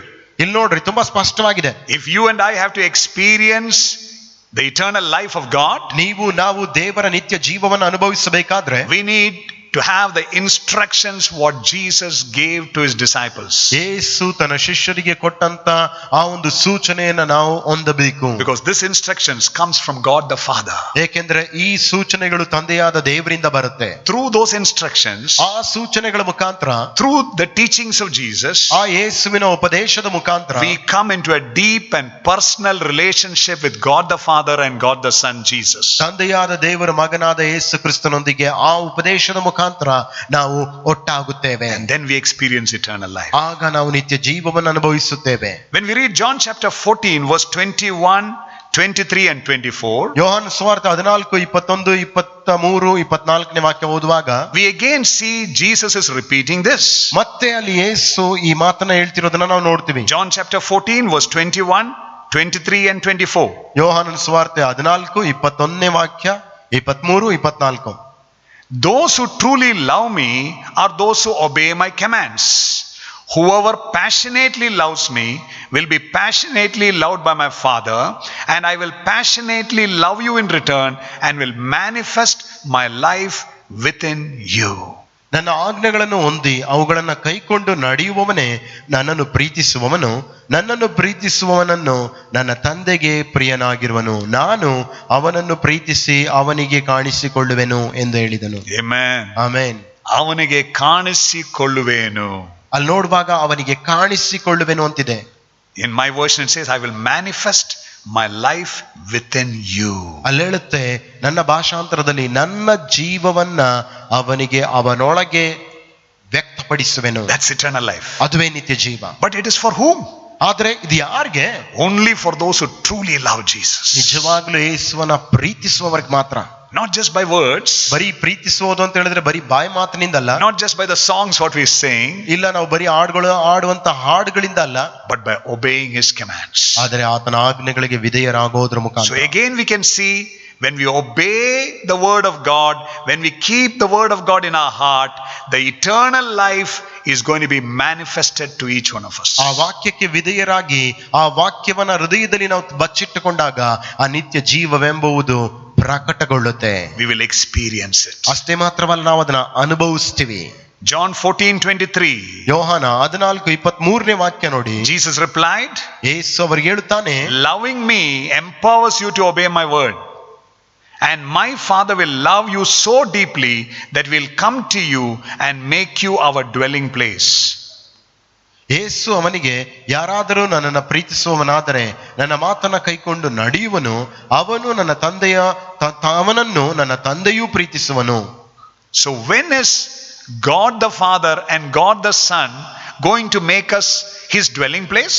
ಯಾವಾಗ ತಂದೆಯಾದ ದೇವರು ಮಗನಾದ ಯೇಸು ನಮ್ಮನ್ನ ಆತನ ವಾಸಸ್ಥಳವಾಗಿ ಮಾಡ್ಕೊಳ್ತಾರೆ? When we truly love Jesus, when we truly obey his word. ನಾವು ಯೇಸುವನ್ನ ಸತ್ಯವಾಗಿ ಪ್ರೀತಿಸಿ ಆತನ ವಾಕ್ಯಗಳಿಗೆ ವಿಧೇಯರಾಗುವಾಗ. And verse 24, 24ನೇ ವಾಕ್ಯ, John 14:24. ಯೋಹಾನ 14:24. But those who don't love me will not obey my words. ನನ್ನನ್ನು ಪ್ರೀತಿಸದೇ ಇರುವವನು ನನ್ನ ಮಾತುಗಳನ್ನು ಕೈಕೊಂಡು ನಡೆಯುವುದಿಲ್ಲ. So when we truly love Jesus and obey his teachings and keep those teachings dear in our hearts, as dear in our hearts, we are going to experience eternal life. ಯೇಸುವನ್ನ ಪ್ರೀತಿಸಿ ಆತನ ವಾಕ್ಯಗಳನ್ನ ಕೈಕೊಂಡು ನಮ್ಮ ಹೃದಯದಲ್ಲಿ ಅವುಗಳನ್ನ ಪ್ರೀತಿಯಿಂದ ಇಟ್ಟುಕೊಳ್ಳುವಾಗ ಅಲ್ಲಿವರೆಗೂ ನಾವು ಅನುಭವಿಸ್ಲಿಕ್ಕಾಗಲ್ಲ ನಿತ್ಯ ಜೀವ. We will experience then eternal life. ಅದನ್ನ ನಾವು ಹೃದಯದಲ್ಲಿ ಇಟ್ಟುಕೊಳ್ಳುವಾಗ ನಿತ್ಯ ಜೀವವನ್ನ ಅನುಭವಿಸುವೆ. Let's read for a moment John 6:63. ಯೋಹಾನ 6:63ನೇ ವಾಕ್ಯವನ್ನ ನೋಡಿಕೊಳ್ಳೋಣ. The words I speak to you, Jesus said, are spirit and life. ಯೇಸು ಹೇಳುತ್ತಿದ್ದಾನೆ, ನಾನು ನಿಮಗೆ ಮಾತನಾಡುವಂತ ಈ ವಾಕ್ಯಗಳು ಆತ್ಮವಾಗಿಯೂ ಜೀವವಾಗಿಯೂ ಇದೆ. So where is anointing? ಹಾಗಾದ್ರೆ ಅಭಿಷೇಕವೆಲ್ಲಿದೆ? Where is eternal life? ನಿತ್ಯ ಜೀವವೆಲ್ಲಿದೆ? It is in the words of Jesus. ಅದು ಯೇಸುವಿನ ಮಾತುಗಳಲ್ಲಿದೆ. You know, while Jesus was teaching his many disciples, ಯೇಸು ತನ್ನ ಅನೇಕ ಶಿಷ್ಯರಿಗೆ ಈ ಬೋಧನೆಯನ್ನ ಕೊಡ್ತಿರುವಾಗ, many of his disciples, they went away. They left Jesus and they went away. ದೇವರ ವಾಕ್ಯ ಹೇಳುತ್ತೆ, ಅನೇಕ ಶಿಷ್ಯರು ಇದು ತುಂಬಾ ಕಠಿಣವಾದ ಒಂದು ಉಪದೇಶ ಅಂತ ಹೇಳಿ ಯೇಸುವನ್ನ ಬಿಟ್ಟು ಹೊರಟು ಬಿಟ್ರು. We can see that in John 6:66. ನಾವು ಆ ಒಂದು ಭಾಗವನ್ನ ಯೋಹಾನ 6ನೇ ಅಧ್ಯಾಯದಲ್ಲಿ 63ನೇ ವಾಕ್ಯದಲ್ಲಿ ನೋಡ್ತೀವಿ. At this point, many of his disciples turned away and deserted him. ಆ ಸಂದರ್ಭದಲ್ಲಿ ಅನೇಕ ಶಿಷ್ಯರು ಆತನನ್ನ ಬಿಟ್ಟು ಹೊರಟು ಬಿಟ್ರು. Verse 67. 67ನೇ ವಾಕ್ಯ, Then Jesus turned to the 12 and asked, are you also going to leave? ಯೇಸು ಆ ಸಂದರ್ಭದಲ್ಲಿ 12 ಜನ ಶಿಷ್ಯರ ಕಡೆಗೆ ನೋಡಿ ಕೇಳುತ್ತಾನೆ, ನೀವು ಸಹ ನನ್ನನ್ನು ಬಿಟ್ಟು ಹೋಗುತ್ತೀರೋ? John 6:68. ಯೋಹಾನ 6:68. Listen to what Simon Peter said. Simon ಪೇತ್ರನು ಹೇಳುವಂತ ಮಾತನ್ನ ಗಮನವಿಟ್ಟು ಕೇಳಿ. Lord, to whom would we go? ಅಲ್ಲಿ ಪೇತ್ರನು ಯೇಸುವಿಗೆ ಪ್ರತ್ಯುತ್ತರವಾಗಿ ಹೇಳ್ತಾನೆ, ಯೇಸುವೇ, ನಿನ್ನನ್ನು ಬಿಟ್ಟು ನಾವು ಯಾರ ಬಳಿಗೆ ಹೋಗುವುದು? You have the words that give eternal life. ನಿನ್ನಲ್ಲಿ ನಿತ್ಯ ಜೀವವನ್ನು ಕೊಡುವಂತ ವಾಕ್ಯಗಳಿದೆ. So how to experience eternal life? ಹಾಗಾದ್ರೆ ನಿತ್ಯ ಜೀವವನ್ನು ಅನುಭವಿಸೋದು ಅಂದ್ರೆ ಹೇಗೆ? Only through the words of Jesus. ಯೇಸು ಕ್ರಿಸ್ತನ ವಾಕ್ಯಗಳ ಮುಖಾಂತರವಾಗಿ ಮಾತ್ರವೇ ನಿತ್ಯ ಜೀವ. People who don't spend time in the Bible, ಯಾರೆಲ್ಲ ಈ ವಾಕ್ಯಗಳಲ್ಲಿ ಬೈಬಲ್ ಅಲ್ಲಿ ಸಮಯ ಕಳೆಯೋದಿಲ್ವೋ, people who don't spend time in the teachings of Jesus, ಯಾರೆಲ್ಲ ಯೇಸುವಿನ ಉಪದೇಶಗಳಲ್ಲಿ ಸಮಯ ಕಳೆಯುವುದಿಲ್ಲವೋ, they may experience a good successful human physical life. ಅವರು ಒಂದು ವೇಳೆ ಒಂದು ಸಾಮಾನ್ಯವಾದ ಮಾನುಷಿಕ ಜೀವನವನ್ನ, ಯಶಸ್ಸಿನ ಜೀವನವನ್ನ ಅನುಭವಿಸ್ತಿರ್ಬೋದು. They may become rich, they may become famous, they may be very successful in their earthly career. ಅವರು ತುಂಬಾ ಶ್ರೀಮಂತರಾಗಿ, ತುಂಬಾ ಪ್ರಸಿದ್ಧರಾಗಿ, ಪ್ರಾಪಂಚಿಕವಾಗಿ ಎಲ್ಲಾ ವಿಷಯಗಳಲ್ಲಿ ಯಶಸ್ಸು, ಜಯವನ್ನ ಕಂಡಿರ್ಬೋದು. But they will not experience eternal life as long as they are alive on this earth. ಆದ್ರೆ ಇವೆಲ್ಲವನ್ನ ಇಟ್ಟುಕೊಂಡಿದ್ರು ನಿತ್ಯ ಜೀವವನ್ನ ಅನುಭವಿಸ್ಲಿಕ್ಕಾಗಲ್ಲ. ಎಲ್ಲಿವರೆಗೂ ಅವ್ರು ಜೀವಂತವಾಗಿರ್ತಾರೋ ಈ ಲೋಕದಲ್ಲಿ, ಅಲ್ಲಿವರೆಗೂ. Let's come to John chapter 17 verse 8. ನಾವು ಪುನಃ ಯೋಹಾನ 17ನೇ ಅಧ್ಯಾಯಕ್ಕೆ ನಾವು ಬರೋಣ. 8ನೇ ವಾಕ್ಯ, John 17:8. ಯೋಹಾನ 17:8. Listen to what Jesus is saying. ಅಲ್ಲಿ ನೋಡಿ ಯೇಸು ಏನ್ ಹೇಳುತ್ತಾನೆ ಎಂದು ಗಮನವಿಟ್ಟು ನೋಡಿ. And the very words, Father, you gave me to speak, I have passed on to these 11 disciples. ಹೇಗೆಂದರೆ ನೀನು ನನಗೆ ಕೊಟ್ಟ ಮಾತುಗಳನ್ನು ನಾನು ಈ 11 ಶಿಷ್ಯರಿಗೆ ಕೊಟ್ಟಿದ್ದೇನೆ. They have received your words, ಅವರು ನಿನ್ನ ವಾಕ್ಯವನ್ನ ಪಡೆದಿದ್ದಾರೆ, and they carry it in their hearts. ಮತ್ತು ಅವರು ಆ ವಾಕ್ಯಗಳನ್ನ ಅವರ ಹೃದಯದಲ್ಲಿ ಹೊತ್ತುಕೊಂಡಿದ್ದಾರೆ. Amen. ಅಲ್ವಾ? My brother, my sister, ನನ್ನ ಸಹೋದರ ಸಹೋದರಿಯೇ, we listen to so many messages. ನಾವು ಇವತ್ತಿನ ದಿನಗಳಲ್ಲಿ ಎಷ್ಟೋ ಸಂದೇಶಗಳನ್ನ ಕೇಳಿಸ್ಕೊಳ್ತೀವಿ. But how many believers can truly say all the messages which I've heard from Jesus, from the word of God, I carry it in my heart. ಆದ್ರೆ ಎಷ್ಟು ಜನ ನಮ್ಮಲ್ಲಿ ಹೇಳೋಕ್ ಸಾಧ್ಯ, ನಾನು ಕೇಳಿಸಿಕೊಂಡಂತ ಯೇಸುವಿನ ಎಲ್ಲಾ ವಾಕ್ಯಗಳನ್ನ ನಾನು ಹೃದಯದಲ್ಲಿ ಹೊತ್ತು ಸಾಗುತ್ತಿದ್ದೇನೆ ಅಂತ ನಮ್ಮಲ್ಲಿ ಎಷ್ಟು ಜನ ಹೇಳೋಕ್ ಸಾಧ್ಯ? Only when we carry the teachings of Jesus, the word of God in our hearts, we will experience eternal life. ಯಾವಾಗ ಯೇಸುವಿನ ಉಪದೇಶಗಳನ್ನ ವಾಕ್ಯಗಳನ್ನ ನಮ್ಮ ಹೃದಯದಲ್ಲಿ ಹೊತ್ತುಕೊಳ್ತೇವೋ ಆಗ ನಿತ್ಯ ಜೀವವನ್ನು ಅನುಭವಿಸುವೆವು. Coming back to John 17:8, ಯೋಹಾನ 17:8, the second part, ಎರಡನೇ ಭಾಗ. they are convinced, this 11 disciples, they are convinced that I have come from your presence, Father God, and they have fully believed that you send me to represent you. ಅವರು ಆ ಮಾತುಗಳನ್ನ ಕೈಕೊಂಡು ನನ್ನನ್ನು ನಿನ್ನ ಬಳಿಯಿಂದ ಹೊರಟು ಬಂದವನೆಂದು ನಿಜವಾಗಿ ತಿಳಿದು ನೀನೇ ನನ್ನನ್ನು ಕಳುಹಿಸಿಕೊಟ್ಟಿರುವುದಾಗಿ ನಂಬಿದ್ದಾರೆ. So what brought the true faith in the life of this 11 disciples? ಹಾಗಾದ್ರೆ ಈ 11 ಶಿಷ್ಯರೊಳಗೆ ನಿಜವಾದ ನಂಬಿಕೆಯನ್ನ ತಂದಂತದ್ದು ಯಾವುದು? They received the words of Jesus. ಅವರು ಯೇಸುವಿನ ವಾಕ್ಯಗಳನ್ನ ಸ್ವೀಕರಿಸಿಕೊಂಡ್ರು. They carried it in their hearts. ಅಷ್ಟೇ ಅಲ್ಲ, ತಮ್ಮ ಹೃದಯಗಳಲ್ಲಿ ಹೊತ್ಕೊಂಡ್ರು. They obeyed the word of God. ಅವರು ದೇವರ ವಾಕ್ಯಕ್ಕೆ ವಿಧೇಯರಾದರು. And through that word which was in their heart, ಅವರ ಹೃದಯಗಳಲ್ಲಿ ಇದ್ದಂತ ಆ ವಾಕ್ಯದ ಮುಖಾಂತರ they experienced the life of God, the eternal life. ಅವರು ದೇವರ ಜೀವಿತವನ್ನ, ನಿತ್ಯ ಜೀವವನ್ನ ಅನುಭವಿಸಿದ್ರು. I beg you, ನಿಮ್ಮಲ್ಲಿ ನಾನು ಬೇಡ್ಕೊಳ್ತೀನಿ, I plead with you, ನಿಮ್ಮಲ್ಲಿ ವಿನಂತಿಸ್ಕೊಳ್ತೀನಿ, please receive the words of eternal life into your hearts. ಈ ದೇವರ ಯೇಸು ಕ್ರಿಸ್ತನ ನಿತ್ಯ ಜೀವವನ್ನ ನಿಮ್ಮ ಹೃದಯಗಳಲ್ಲಿ ಸ್ವೀಕರಿಸಿಕೊಳ್ಳ್ರಿ. Most of the believers today, ಇವತ್ತೊಂದು ದಿನ ಅನೇಕ ವಿಶ್ವಾಸಿಗಳು they have time for everything and everyone, ಎಲ್ಲದಕ್ಕೂ ಸಮಯ ಇದೆ, ಎಲ್ಲರಿಗೂ ಸಮಯ ಇದೆ, but they don't have time to receive the words of eternal life into their hearts. ಅವರಿಗೆ ಆ ನಿತ್ಯ ಜೀವದ ವಾಕ್ಯವನ್ನ ಸ್ವೀಕರಿಸಿಕೊಳ್ಳೋಕೆ ಒಳಗೆ ಸಮಯ ಇಲ್ಲ. Because of that, they live a frustrated life, discouraged life, life filled with worry and fear and unbelief. ಇದರ ನಿಮಿತ್ತವಾಗಿ ಜೀವನ ಜಿಗುಪ್ಸೆ, ಬೇಸತ್ತು, ಸೋತು ಹೋದಂತ, ಬಳಲಿ ಹೋದಂತ ಜೀವಿತದಲ್ಲೇ ಅವರು ಸಾಕ್ತಾ ಹೋಗ್ತಿದ್ದಾರೆ.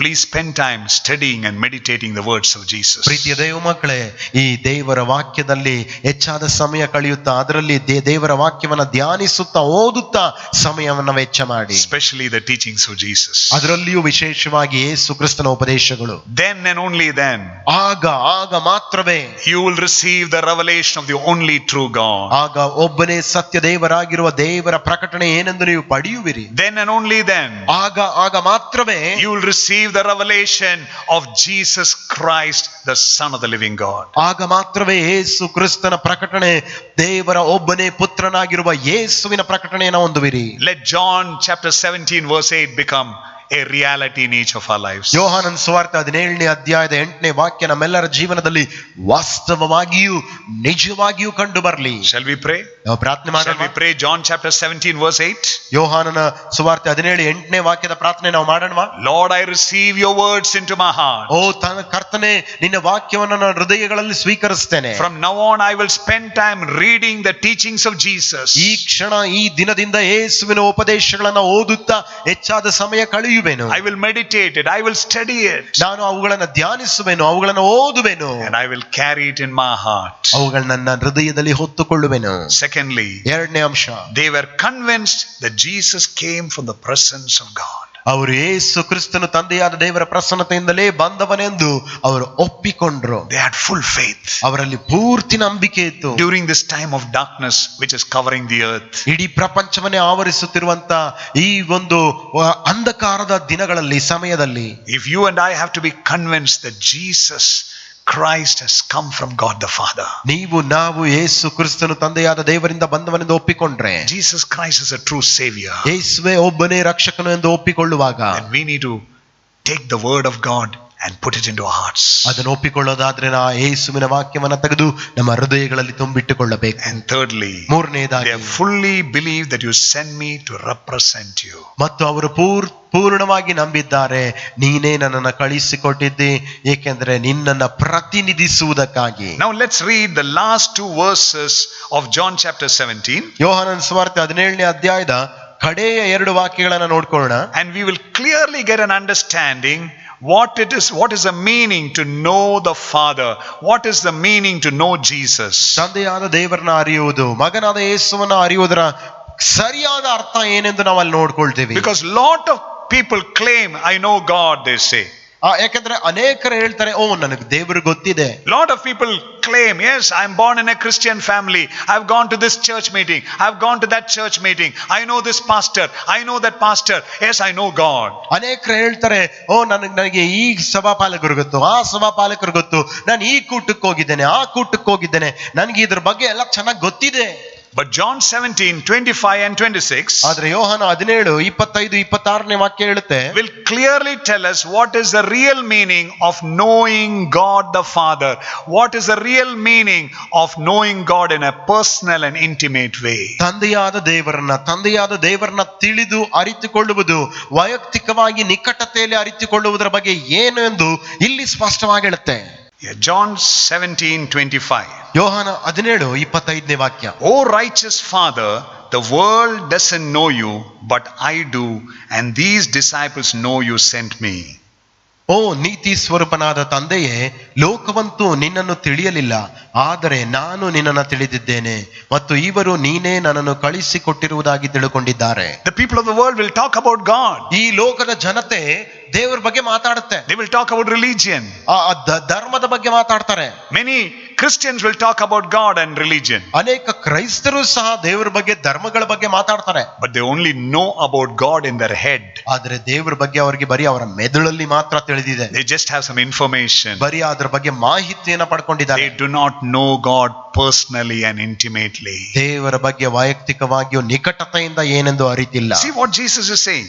ನೋಡ್ರಿ, ಯೇಸು ಏನ್ ಹೇಳ್ತಿದ್ದಾನೆ. O righteous Father, ಓ ನೀತಿ ಸ್ವರೂಪನಾದ ತಂದೆಯೇ, the world doesn't know you, ಲೋಕವಂತೂ ನಿನ್ನನ್ನು ತಿಳಿಯಲಿಲ್ಲ, but I know you. ಆದರೆ ನಾನು ನಿನ್ನನ್ನು ತಿಳಿದಿದ್ದೇನೆ. I know you intimately. ನಿನ್ನನ್ನು ವೈಯಕ್ತಿಕವಾಗಿ ಅರಿತಿದ್ದೇನೆ. I know you personally. ನಿನ್ನನ್ನು ನಿಕಟತೆಯಲ್ಲಿ ತಿಳಿದಿದ್ದೇನೆ. Amen. Amen. We could see that in Jesus' life. ನಾವು ಅದನ್ನ ಯೇಸು ಕ್ರಿಸ್ತನ ಜೀವಿತದಲ್ಲೂ ಕಾಣಬಹುದು. In 3.5 years of his life, ಯೇಸುವಿನ 3.5 ವರ್ಷಗಳ ದಿನಗಳಲ್ಲಿ he was so close to God the Father. ಆತನು ತಂದೆಯಾದ ದೇವರಿಗೆ ಅಷ್ಟು ನಿಕಟತೆಯಲ್ಲಿ ಹತ್ತಿರವಾಗಿದ್ದನು. Very early in the morning, Jesus used to get up. ಆತನು ಬೆಳಗಿನ ಜಾವ ಮುಂಜಾನೆಯೇ ಎದ್ದೇಳುತ್ತಿದ್ದನು and talk to the Father. ಮತ್ತು ತಂದೆಯಾದ ದೇವರ ಬಳಿ ಮಾತನಾಡ್ತಿದ್ದ. And Jesus would never do anything without asking the Father. ಮತ್ತು ತಂದೆಯ ಬಳಿಗೆ ಕೇಳದೆ ಯೇಸು ಏನನ್ನೂ ಮಾಡುತ್ತಿರಲಿಲ್ಲ. Jesus never did anything of his own will or his own choice. ಯೇಸು ತನ್ನ ಸ್ವಂತ ಚಿತ್ತದ ಪ್ರಕಾರ, ತನ್ನ ಸ್ವಂತ ಆಯ್ಕೆಯ ಪ್ರಕಾರ ಏನನ್ನೂ ಮಾಡಲಿಲ್ಲ. Whatever the Father revealed, he did. ತಂದೆಯಾದ ದೇವರು ಏನೆಲ್ಲ ಪ್ರಕಟ ಮಾಡಿದ್ನೋ ಅದನ್ನೇ ಆತನ ಹೇಳಿದ. Whatever the Father revealed, he spoke. ಏನೆಲ್ಲ ತಂದೆಯಾದ ದೇವರು ತಿಳಿಯಪಡಿಸಿದ್ನೋ ಅದನ್ನೇ ಮಾತನಾಡ್ದ. And then he says, ಆ ನಂತರ ಹೇಳ್ತಾನೆ in John chapter 8, ಯೋಹಾನ ಸುವಾರ್ತೆ 8ನೇ ಅಧ್ಯಾಯದಲ್ಲಿ, he says, he who has seen me has seen the Father. ಆತನು ಹೇಳ್ತಾನೆ, ನನ್ನನ್ನು ನೋಡಿದವನು ತಂದೆಯಾದ ದೇವರನ್ನ ನೋಡಿದ್ದಾನೆ. What a powerful statement. ಎಷ್ಟು ಬಲವಾದಂತ ಒಂದು ಹೇಳಿಕೆ, ಒಂದು ಮಾತಲ್ವಾ? So that shows the real knowledge of God. ನೋಡ್ರಿ, ಇದು ದೇವರ ನಿಜವಾದ ಅರಿವೇನೆಂದು ನಮಗೆ ತಿಳಿಸುತ್ತೆ. Amen. ಅಲ್ವಾ? So when we say that we really know God, ನಮಗೆ ನಿಜವಾಗ್ಲೂ ದೇವರು ಗೊತ್ತು ಎಂದು ನಾವು ಹೇಳುವಾಗ, God's divine nature should be seen in and through our lives. ದೇವರ ದೈವಿಕ ಸ್ವಭಾವ ನಮ್ಮಲ್ಲಿಯೂ ನಮ್ಮ ಮುಖಾಂತರವಾಗಿಯೂ ಕಾಣಲ್ಪಡಬೇಕು. God's character should be seen in and through our lives. ದೇವರ ಗುಣಲಕ್ಷಣ ನಮ್ಮ ಮುಖಾಂತರವಾಗಿಯೂ ಹೊರಪಡಬೇಕು. Let's come to John 17:26. ಯೋಹಾನ 17:26 ವಾಕ್ಯಕ್ಕೆ ನಾವು ಬರೋಣ. And I have revealed you to them and will keep on revealing you. ನಾನು ಅವರಿಗೆ ನಿನ್ನ ಹೆಸರನ್ನು ತಿಳಿಸಿದ್ದೇನೆ, ಇನ್ನು ತಿಳಿಸುತ್ತಲೇ ಇರುವೆನು. Amen. Amen. What is Jesus saying? ಯೇಸು ಏನು ಹೇಳ್ತಿದ್ದಾನೆ? These 11 disciples whom the Father you have given me, ಈ 11 ಶಿಷ್ಯರು, ತಂದೆಯಾದ ದೇವರೇ ನೀನು ಕೊಟ್ಟಂತ ಈ 11 ಶಿಷ್ಯರು, I will reveal you to them. I have already revealed you to them and I'll continue to reveal you, Father, to them. ನಾನು ಈಗಾಗಲೇ ನೀನು ಯಾರೆಂದು ಅವರಿಗೆ ತಿಳಿಸಿದ್ದೇನೆ, ಅಷ್ಟೇ ಅಲ್ಲ ಇನ್ನು ಮುಂದೆ ತಿಳಿಸುತ್ತಲೇ ಇರುವೆನು. This should become our daily prayer. ಇದು ನಮ್ಮ ಅನುದಿನದ ರೊಟ್ಟಿ, ಅನುದಿನದ ಆಹಾರ ಆಹಾರವಾಗಬೇಕು. Jesus, ಯೇಸುವೇ, reveal the Father to me. ನನಗೆ ತಂದೆಯಾದ ದೇವರು ಯಾರೆಂದು ತಿಳಿಯಪಡಿಸು. Reveal the only true God to me. ನನಗೆ ಆ ಒಬ್ಬನೇ ಸತ್ಯ ದೇವರು ಯಾರೆಂದು ಹೊರಪಡಿಸು. Give me the personal, intimate revelation of God the Father. ನನಗೆ ಆ ವೈಯಕ್ತಿಕವಾದ ನಿಕಟತೆಯ ಒಂದು ಅರ್ಥ, ಅದರ ಒಂದು ಪ್ರಕಟಣೆ ಏನೆಂದು ನನಗೆ ತಿಳಿಸು. Sadly today, ದುಃಖಕರವಾದ ವಿಷಯ, ಇವತ್ತು this revelation is missing in the church. ಈ ಪ್ರಕಟಣೆ ಅನೇಕ ಸಭೆಗಳಲ್ಲಿ, ಅನೇಕ ಸ್ಥಳಗಳಲ್ಲಿ ಇದು ಕಳೆದು ಹೋಗಿದೆ. In many congregation, ಅನೇಕ ಗುಂಪುಗಳಲ್ಲಿ this revelation is not there. ಈ ಪ್ರಕಟಣೆ ಇಲ್ಲ. That's what 2 Timothy 3:5 says. ಅದೇ 2 ತಿಮೋಥಿ 3:5 ಹೇಳುತ್ತೆ. In the last days, terrible times will come. ಕಡೆಯ ದಿನಗಳಲ್ಲಿ ಭಯಂಕರವಾದ ಸಮಯವೂ ಬರುತ್ತೆ. People will have a form of godliness, ದೈವಿಕವಾಗಿರುವಂತ ಒಂದು ರೂಪವನ್ನ ಜನರು ಹೊಂದಿರ್ತಾರೆ, but they will not have the power of godliness. ಆದ್ರೆ ಅದರೊಳಗೆ ದೈವ ಶಕ್ತಿ ಅನ್ನೋದಿರೋಲ್ಲ. Verses 2 to 4 in 2 Timothy chapter 3. 2 Timothy 3ನೇ ಅಧ್ಯಾಯದಲ್ಲಿ 2ರಿಂದ 4ನೇ ವಾಕ್ಯದವರೆಗೂ It talks about the condition of today's church. ಅದೇನು ಹೇಳ್ತಾ ಇದೆ ಅಂತ ಹೇಳಿದ್ರೆ, ಇವತ್ತಿನ ಸಭೆಯ ಪರಿಸ್ಥಿತಿ ಬಗ್ಗೆ ಮಾತನಾಡ್ತಾ ಇದೆ. The church which has a form of godliness without the genuine power of godliness. ಸಭೆ ಅಂತ ನೋಡುವಾಗ ದೈವಿಕ ಒಂದು ರೂಪವನ್ನ ಹೊಂದಿರುವಂತ ಒಂದು ಸಭೆಯಾಗಿದ್ರೆ, ಆದ್ರೆ ಒಳಗೆ ದೇವರ ಶಕ್ತಿ ಅನ್ನೋದಿಲ್ಲ. The characteristics are mentioned there. ಅಲ್ಲಿ ಅದರ ಗುಣಲಕ್ಷಣಗಳು, ಅದರ ಕೆಳಗೆ ಅದರ ಪಟ್ಟಿ ಇದೆ. Believers have become self-centered and lovers of themselves. ವಿಶ್ವಾಸಿಗಳು ತಮ್ಮನ್ನೇ ತಾವು ಪ್ರೀತಿಸುವಂತ ಒಂದು ಸ್ವಾರ್ಥಿಗಳು ಆಗ್ಬಿಟ್ಟಿದ್ದಾರೆ. Believers have become lovers of money. ಇವತ್ತು ವಿಶ್ವಾಸಿಗಳು ಹಣವನ್ನ ಪ್ರೀತಿಸುವವರಾಗ್ಬಿಟ್ಟಿದ್ದಾರೆ. Believers have become proud and boastful. ವಿಶ್ವಾಸಿಗಳು ಗರ್ವದಿಂದ ಮಾತನಾಡುವವರು, ಜಂಬದಿಂದಿರುವವರಾಗಿದ್ದಾರೆ. Believers have become disobedient to their own parents. ವಿಶ್ವಾಸಿಗಳು ನೋಡುವಾಗ ಇವತ್ತಿನ ದಿನಗಳಲ್ಲಿ ಅನೇಕ ಮನೆಗಳಲ್ಲಿ ತನ್ನ ಸ್ವಂತ ತಂದೆ ತಾಯಿಗಳಿಗೆ ಅವಿಧೇಯರಾಗಿದ್ದಾರೆ. Believers have become ungrateful. ವಿಶ್ವಾಸಿಗಳು ಈ ದಿನಗಳಲ್ಲಿ ಅವರು ಕೃತಜ್ಞತೆ ಇಲ್ಲದವರಾಗಿದ್ದಾರೆ. They are unloving. Preethi ತೋರಿಸದವರಾಗಿದ್ದಾರೆ. They are unforgiving. ಕ್ಷಮಿಸದೇ ಇರುವವರಾಗಿದ್ದಾರೆ. They will slander others. ಇನ್ನೊಬ್ಬರನ್ನ ದೂಷಿಸುತ್ತಾರೆ. They are slaves to their own desires. ಅವರು ತಮ್ಮ ಸ್ವಂತ ಆಸೆಗಳಿಗೆ ಗುಲಾಮರಾಗ್ಬಿಟ್ಟಿದ್ದಾರೆ. They will be cruel and they will hate what is good. ಅವರು ಕ್ರೂರಿಗಳಾಗಿ ಯಾವುದು ಒಳ್ಳೆಯದಾಗಿದೆಯೋ ಅದನ್ನ ದ್ವೇಷಿಸುತ್ತಾರೆ. They will betray their own friends. ಅವರು ತಮ್ಮ ಸ್ವಂತ ಸ್ನೇಹಿತರನ್ನ ವಂಚಿಸುವವರಾಗಿದ್ದಾರೆ. They will be reckless. That means they will be so rash, they are not bothered what is the consequences. ಅವರು ಅದರ ಪರಿಣಾಮ ಏನು ಎಂದು ಗೊತ್ತಿಲ್ಲದೆ ಅಜಾಗ್ರತೆಯಿಂದ ಇದ್ದಾರೆ. They will be puffed up with their own pride. ಅವರ ಸ್ವಂತ ಜಂಬ ಗರ್ವದಿಂದಲೇ ಅವರು ಉಬ್ಬಿಕೊಂಡಿದ್ದಾರೆ. They will love pleasure rather than God. ಅವರು ಈ ಲೋಕದ ಸುಖ ಸಂತೋಷವನ್ನೇ ಅನುಭವಿಸ್ತಾರೆ ಹೊರತು ದೇವರನ್ನಲ್ಲ. What a sad state today we are in. ಇವತ್ತು ಎಂತ ದುಃಖಕರವಾದಂತ ಪರಿಸ್ಥಿತಿಯಲ್ಲಿ ನಾವಿದ್ದೀವಿ ದೇವ ಮಕ್ಕಳೇ. We have a form of godliness without the power of godliness. ನಾವು ದೇವ ಭಕ್ತರಾಗಿರುವಂತ ಒಂದು ವೇಷವನ್ನ ಧರಿಸಿದೀವಿ, ಆದ್ರೆ ಒಳಗೆ ದೇವ ಶಕ್ತಿ ಇಲ್ಲ. What is the reason? ಕಾರಣವೇನು? What is the reason? ಕಾರಣವೇನು?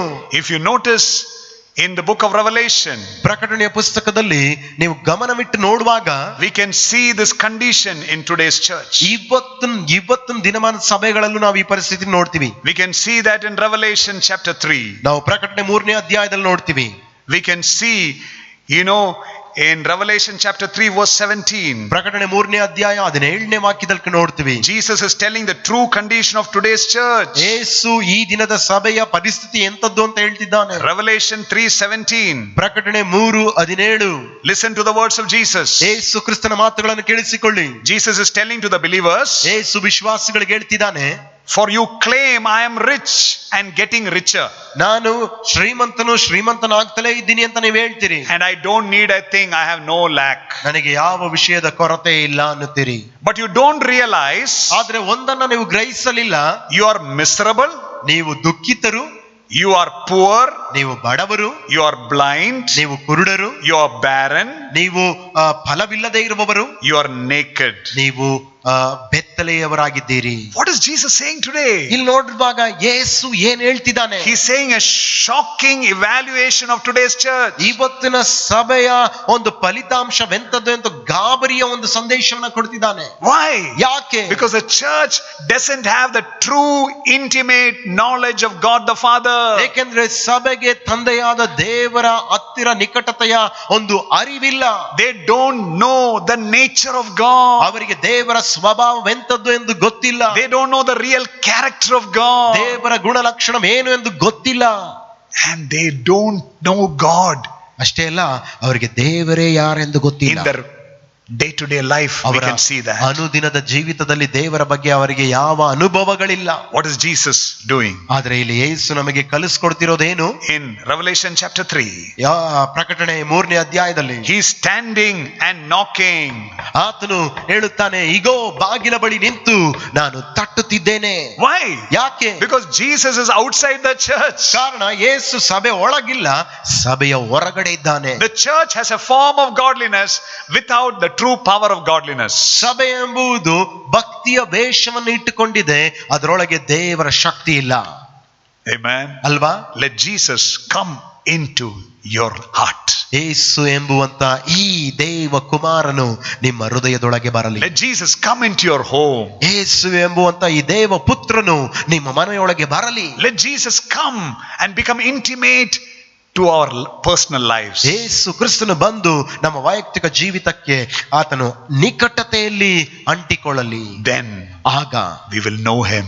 ನಾವು ಆತನ ಯಾರೆಂದು ಅರಿಯುವೆವು. What is Jesus saying? ಯೇಸು ಏನ್ ಹೇಳ್ತಿದ್ದಾನೆ? If anyone hears my voice ಯಾವನಾದ್ರೂ ನನ್ನ ಸ್ವರವನ್ನ ಕೇಳಿದರೆ and opens the door within, ಆ ಹೃದಯದ ಬಾಗಿಲನ್ನು ತೆರೆಯೋದಾದ್ರೆ, I will come into you and feast with you and you will feast with me. ನಾನು ಬಂದು ನಿಮ್ಮೊಂದಿಗೆ ಭೋಜನ ಮಾಡುವೆನು ಮತ್ತು ನೀವು ನನ್ನೊಂದಿಗೆ ಭೋಜನ ಮಾಡುವಿರಿ. So the knowledge of God can only come by everyday continual fellowship with Jesus. ಈ ದೇವರ ಅರಿವು ಅನುದಿನ ದೇವರೊಂದಿಗೆ ಇಟ್ಟುಕೊಳ್ಳುವಂತ ಅನ್ಯೂನ್ಯತೆಯಲ್ಲಿ ಬರುತ್ತೆ. My brother, my sister, ಸಹೋದರ ಸಹೋದರಿಯೇ, we need to take this teachings of Jesus seriously. ನಾವು ಯೇಸು ಕ್ರಿಸ್ತನ ಉಪದೇಶವನ್ನ ತುಂಬಾ ಗಂಭೀರವಾಗಿ ತೆಗೆದುಕೊಳ್ಬೇಕು.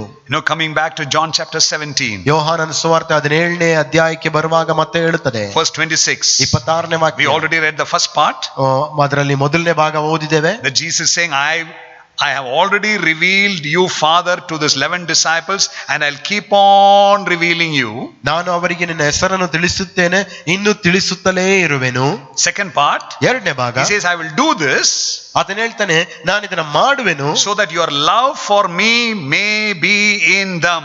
ಏಕೆಂದರೆ ನಿನ್ನ ಪ್ರೀತಿ ನನ್ನಲ್ಲಿದ್ದಂತೆಯೇ ಅವರಲ್ಲಿಯೂ ಇರಲಿ, And I in them. ಮತ್ತು ನಾನು ಅವರಲ್ಲಿ. So what is the real meaning of knowing God the Father? ತಂದೆಯಾದ ದೇವರನ್ನ ಅರ್ಥ ಮಾಡಿಕೊಳ್ಳೋದರ ನಿಜವಾದ ಅರ್ಥ ಏನು? What is the real meaning of knowing the only true God? ಒಬ್ಬನೇ ಸತ್ಯ ದೇವರಾಗಿರುವ ಯೇಸುವನ್ನ ಅರಿಯುವುದಂದ್ರೆ ಏನು? What is the real meaning of knowing Jesus personally and intimately? ಈ ಯೇಸು ಕ್ರಿಸ್ತನನ್ನ ವೈಯಕ್ತಿಕವಾಗಿ ನಿಕಟತೆಯಲ್ಲಿ ಅರಿಯುವುದೆಂದರ ಅರ್ಥ ಏನು? The love of God the Father will fill our hearts.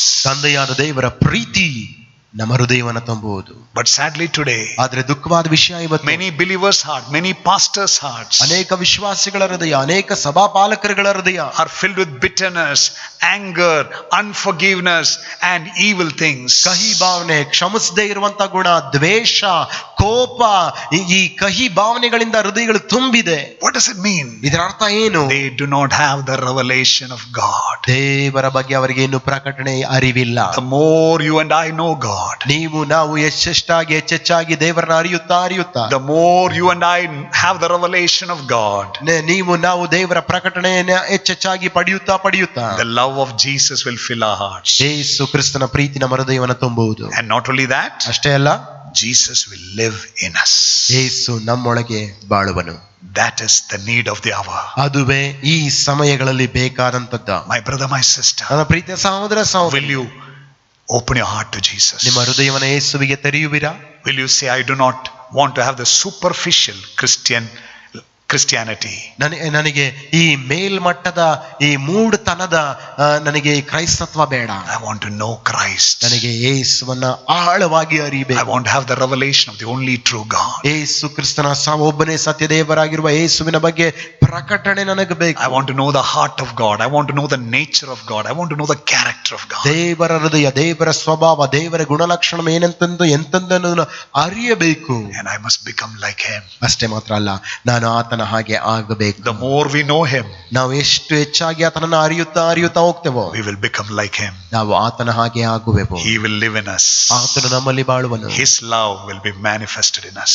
ಆತನ ಪ್ರೀತಿ ನಮ್ಮಲ್ಲಿ ಪ್ರಕಟಗೊಳ್ಳುತ್ತೆ. So my brothers and my sisters, ನನ್ನ ಸಹೋದರ ಸಹೋದರಿಯೇ, may God bless you ದೇವರು ತಾನೇ ನಿಮ್ಮನ್ನು ಆಶೀರ್ವದಿಸಲಿ with eternal life. ನಿತ್ಯ ಜೀವದೊಂದಿಗೆ. Please don't just waste your time only thinking about physical human life. ಬರೀ ಶಾರೀರಿಕ ಮನುಷ್ಯ ಜೀವಿತದ ಬಗ್ಗೆ ಯೋಚಿಸುತ್ತಲೇ ನಿಮ್ಮ ಸಮಯವನ್ನ ಕಳೆಯಬೇಡಿ. One day we will all die. ಒಂದಲ್ಲ ಒಂದು ದಿನ ನಾವು ಈ ಲೋಕ ಯಾತ್ರೆಯನ್ನ ಬಿಟ್ಟು ಸಾಯುವೆವು. But if we have the eternal life of God, ಆದ್ರೆ ದೇವರ ನಿತ್ಯ ಜೀವ ನಮ್ಮ ಆಂತರ್ಯದಲ್ಲಿ ಇದೆ ಎನ್ನುವಾಗ, if we are already experiencing eternal life of God the Father and God the Son, ತಂದೆಯಾದ ದೇವರ ಮಗನಾದ ಯೇಸುವಿನ ನಿತ್ಯ ಜೀವವನ್ನು ಅನುಭವಿಸುತ್ತಿದ್ದೇವೆ ಎಂದು ಹೇಳೋದಾದ್ರೆ, then we don't have to have any fear.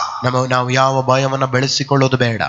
We can also say like Paul, ನಾವು ಪೌಲನ ಹಾಗೆ ಹೇಳ್ಬೋದು, for me to live is Christ and to die is gain. ನನಗೆ ಜೀವಿಸುವನೆಂದರೆ ಕ್ರಿಸ್ತನೊಂದಿಗೆ ಮತ್ತು ಸಾವು ನನಗೆ ಆದಾಯ. A person who has eternal life will never die. ನಿತ್ಯ ಜೀವವಿರುವಂತ ವ್ಯಕ್ತಿ ಅವನು ಸಾಯೋಲ್ಲ. He may die physically, ಅವನು ಒಂದ್ ವೇಳೆ ಶಾರೀರಿಕವಾಗಿ ಸಾಯ್ತಾನೆ, but he will not die spiritually. ಆದ್ರೆ ಅವನು ಆತ್ಮೀಕವಾಗಿ ಅವನಿಗೆ ಸಾವಿಲ್ಲ. He will continue to live with God forever and ever. ಅವನು ದೇವರೊಂದಿಗೆ ಶಾಶ್ವತವಾಗಿ ಸದಾ ಕಾಲವು ಬಾಳುವನು. What a blessing ಎಂತ ಸೌಭಾಗ್ಯವಲ್ಲ, to know God, ದೇವರನ್ನ ಅರಿಯುವುದು, to experience him. ಆತನನ್ನ ಅನುಭವಿಸುವುದು. My brother, my sister, ನನ್ನ ಸಹೋದರ ಸಹೋದರಿ, don't be caught up with the lust of this flesh. ಈ ಲೋಕದ ಶಾರೀರದ ಆಸೆಯೊಂದಿಗೆ ನೀವು ಹೊಯ್ಯಲ್ಪಡಬೇಡ್ರಿ. Don't be caught up with the lust of your eyes. ನಿನ್ನ ಕಣ್ಣಿನ ಆಶೆಯೊಂದಿಗೆ ಹೊಯ್ಯಲ್ಪಡಬೇಡ್ರಿ. Don't be caught up with the pride of life. ಈ ಬದುಕು ಬಾಳಿನ ಗರ್ವದೊಂದಿಗೆ ಹೊಯ್ಯಲ್ಪಡಬೇಡಿ. Get connected with the love of the Father. ತಂದೆಯಾದ ದೇವರ ಪ್ರೀತಿಯೊಂದಿಗೆ ಅನ್ಯೋನ್ಯವಾಗಿ. And the love of the Father is eternal life. ಆ ತಂದೆಯಾದ ದೇವರ ಪ್ರೀತಿಯೇ ನಿತ್ಯ ಜೀವ. Shall we pray? ನಾವು ಪ್ರಾರ್ಥನೆ ಮಾಡೋಣ. Father God, I pray for all the believers who have heard this message. ಪರಲೋಕ ತಂದೆಯೇ, ಈ ಸಂದೇಶವನ್ನ ಕೇಳಿಸಿಕೊಂಡಂತ ಎಲ್ರಿಗಾಗಿ ನಾವು ಪ್ರಾರ್ಥಿಸುತ್ತೇವೆ. I bless them in the name of Jesus. ಯೇಸುವಿನ ಹೆಸರಿನಲ್ಲಿ ಇವರಿಗೆ ಪ್ರಾರ್ಥಿಸಿ ಆಶೀರ್ವದಿಸುತ್ತೇವೆ. Lord, I pray for those who are worried and troubled and discouraged by the physical circumstances around them. ಕರ್ತನೆ, ಯಾರೆಲ್ಲ ಚಿಂತೆಗೆ ಒಳಗಾಗಿ ಭಯಪಟ್ಟು ಅವರ ಸುತ್ತಮುತ್ತಲಿನ ವಾತಾವರಣಕ್ಕೆ ಕರ್ತನೆ ಭಯ ನಡುಕದಿಂದ ತುಂಬಿದ್ದಾರೋ, Take away the fear and tension and discouragement from them. ಕರ್ತನೆ, ಅಂತವರೊಳಗಿಂದ ಚಿಂತೆ ಭಯಗಳನ್ನ ಕರ್ತನೆ ಸ್ವಾಮಿ ಆ ರೀತಿಯಾದಂತ ಯೋಚನೆಗಳನ್ನ ತೆಗೆದಾಕು. Jesus, you said in this world you have got troubles, in this world you have got sorrows. ಯೇಸುವೆ, ನೀನು ಹೇಳಿದ ಹಾಗೆ ಲೋಕದಲ್ಲಿ ನಿಮಗೆ ಸಂಕಟಗಳುಂಟು, ದುಃಖಗಳುಂಟು ಎಂದು ಹೇಳಿದ ಹಾಗೆ, But in me you have peace. ನನ್ನಲ್ಲಿ ನಿಮಗೆ ಸಮಾಧಾನವಿದೆ. Take heart because I have overcome the world. ಧೈರ್ಯದಿಂದಿರಿ, ಏಕೆಂದರೆ ನಾನು ಲೋಕವನ್ನ ಜಯಿಸಿದ್ದೇನೆ ಎಂದು ಹೇಳಿದ ಹಾಗೆ. Thank you, Jesus. ಸ್ತೋತ್ರ Yesappa. Even in this terrible time of pandemic what you are going through, ಕರ್ತನೆ, ಇಂಥ ಒಂದು ಕೊರೋನಾ ವೈರಸ್ಸಿನ ದಿನಗಳನ್ನ ದಾಟುವಂತ ಸಂದರ್ಭದಲ್ಲಿಯೂ, overcomer Jesus, ಓ ಜಯಶಾಲಿಯಾದ ಯೇಸುವೆ, when you start living on the inside of us, ನೀನು ನಮ್ಮ ಅಂತರ್ಯದಲ್ಲಿ ವಾಸ ಮಾಡಲಿಕ್ಕೆ ಶುರು ಮಾಡುವಾಗ, when we start experiencing the love of God the Father continually, ತಂದೆಯಾದ ದೇವರ ಪ್ರೀತಿಯನ್ನ ಅನುಭವಿಸುವುದಕ್ಕೆ ಸತತವಾಗಿ ನಾವು ಪ್ರಾರಂಭಿಸಿದಾಗ, when we start getting the revelation of God's true nature, ದೇವರ ನಿಜವಾದ ಒಂದು ಪ್ರಕಟಣೆಯು ನಮಗೆ ಆ ಸ್ವಭಾವದ ಪ್ರಕಟಣೆ ಸಿಗುವಾಗ, we will overcome this world. ನಾವು ಈ ಲೋಕವನ್ನ ಜಯಿಸುವೆವು. We will overcome every challenge. ನಾವೆಲ್ಲ ಸವಾಲುಗಳನ್ನ We ಗೆಲ್ಲುವೆವು. will overcome every fear. ಎಲ್ಲ ಭಯವನ್ನ We will ಗೆಲ್ಲುವೆವು. overcome every anxiety. ಎಲ್ಲ ಚಿಂತೆ ಭಾರಗಳನ್ನ ಗೆಲ್ಲುವೆವು. We will live like more than conquerors through Christ Jesus. Thank you for hearing our prayer. ನಮ್ಮ ಪ್ರಾರ್ಥನೆ ಕೇಳಿಸಿಕೊಂಡಿದ್ದಕ್ಕಾಗಿ ಸ್ತೋತ್ರ. Thank you for Brother Sham. Thank you for Joshua. Thank you for Enoch who has helped us in this ministry, oh God. ಕರ್ತನೆ, ಈ ಸೇವೆಯಲ್ಲಿ ಸಹಾಯ ಮಾಡುತ್ತಿರುವಂತ Shyam, Joshua ಸಹೋದರ ಎಲ್ಲರಿಗಾಗಿ ಧನ್ಯವಾದಗಳನ್ನು ಸ್ತೋತ್ರಗಳನ್ನು ಸಲ್ಲಿಸುತ್ತೇವೆ. I bless them in Jesus' name. ಯೇಸುವಿನ ನಾಮದಲ್ಲಿ ಇವರನ್ನು ಆಶೀರ್ವದಿಸುತ್ತೇವೆ. I pronounce your blessing upon all our believers. ನಮ್ಮ ಎಲ್ಲಾ ವಿಶ್ವಾಸಿಗಳ ಕುಟುಂಬಗಳ ಮೇಲೆ ನಿನ್ನ ಆಶೀರ್ವಾದವನ್ನು ನುಡಿಯುತ್ತೇವೆ. Let them experience open heaven. ಅವರು ತೆರೆದ ತೆರೆದ ಪರಲೋಕವನ್ನು ಅನುಭವಿಸಲಿ. In Jesus' name, Father, we pray. ಯೇಸುವಿನ ಹೆಸರಿನಲ್ಲಿ ಬೇಡ್ತೇವೆ ತಂದೆ. Amen and amen. Amen amen. God bless you all. ದೇವರು ತಾನೇ ನಿಮ್ಮೆಲ್ಲರನ್ನ ಆಶೀರ್ವದಿಸಲಿ. God bless you. ದೇವರು ನಿಮ್ಮನ್ನು ಆಶೀರ್ವದಿಸಲಿ.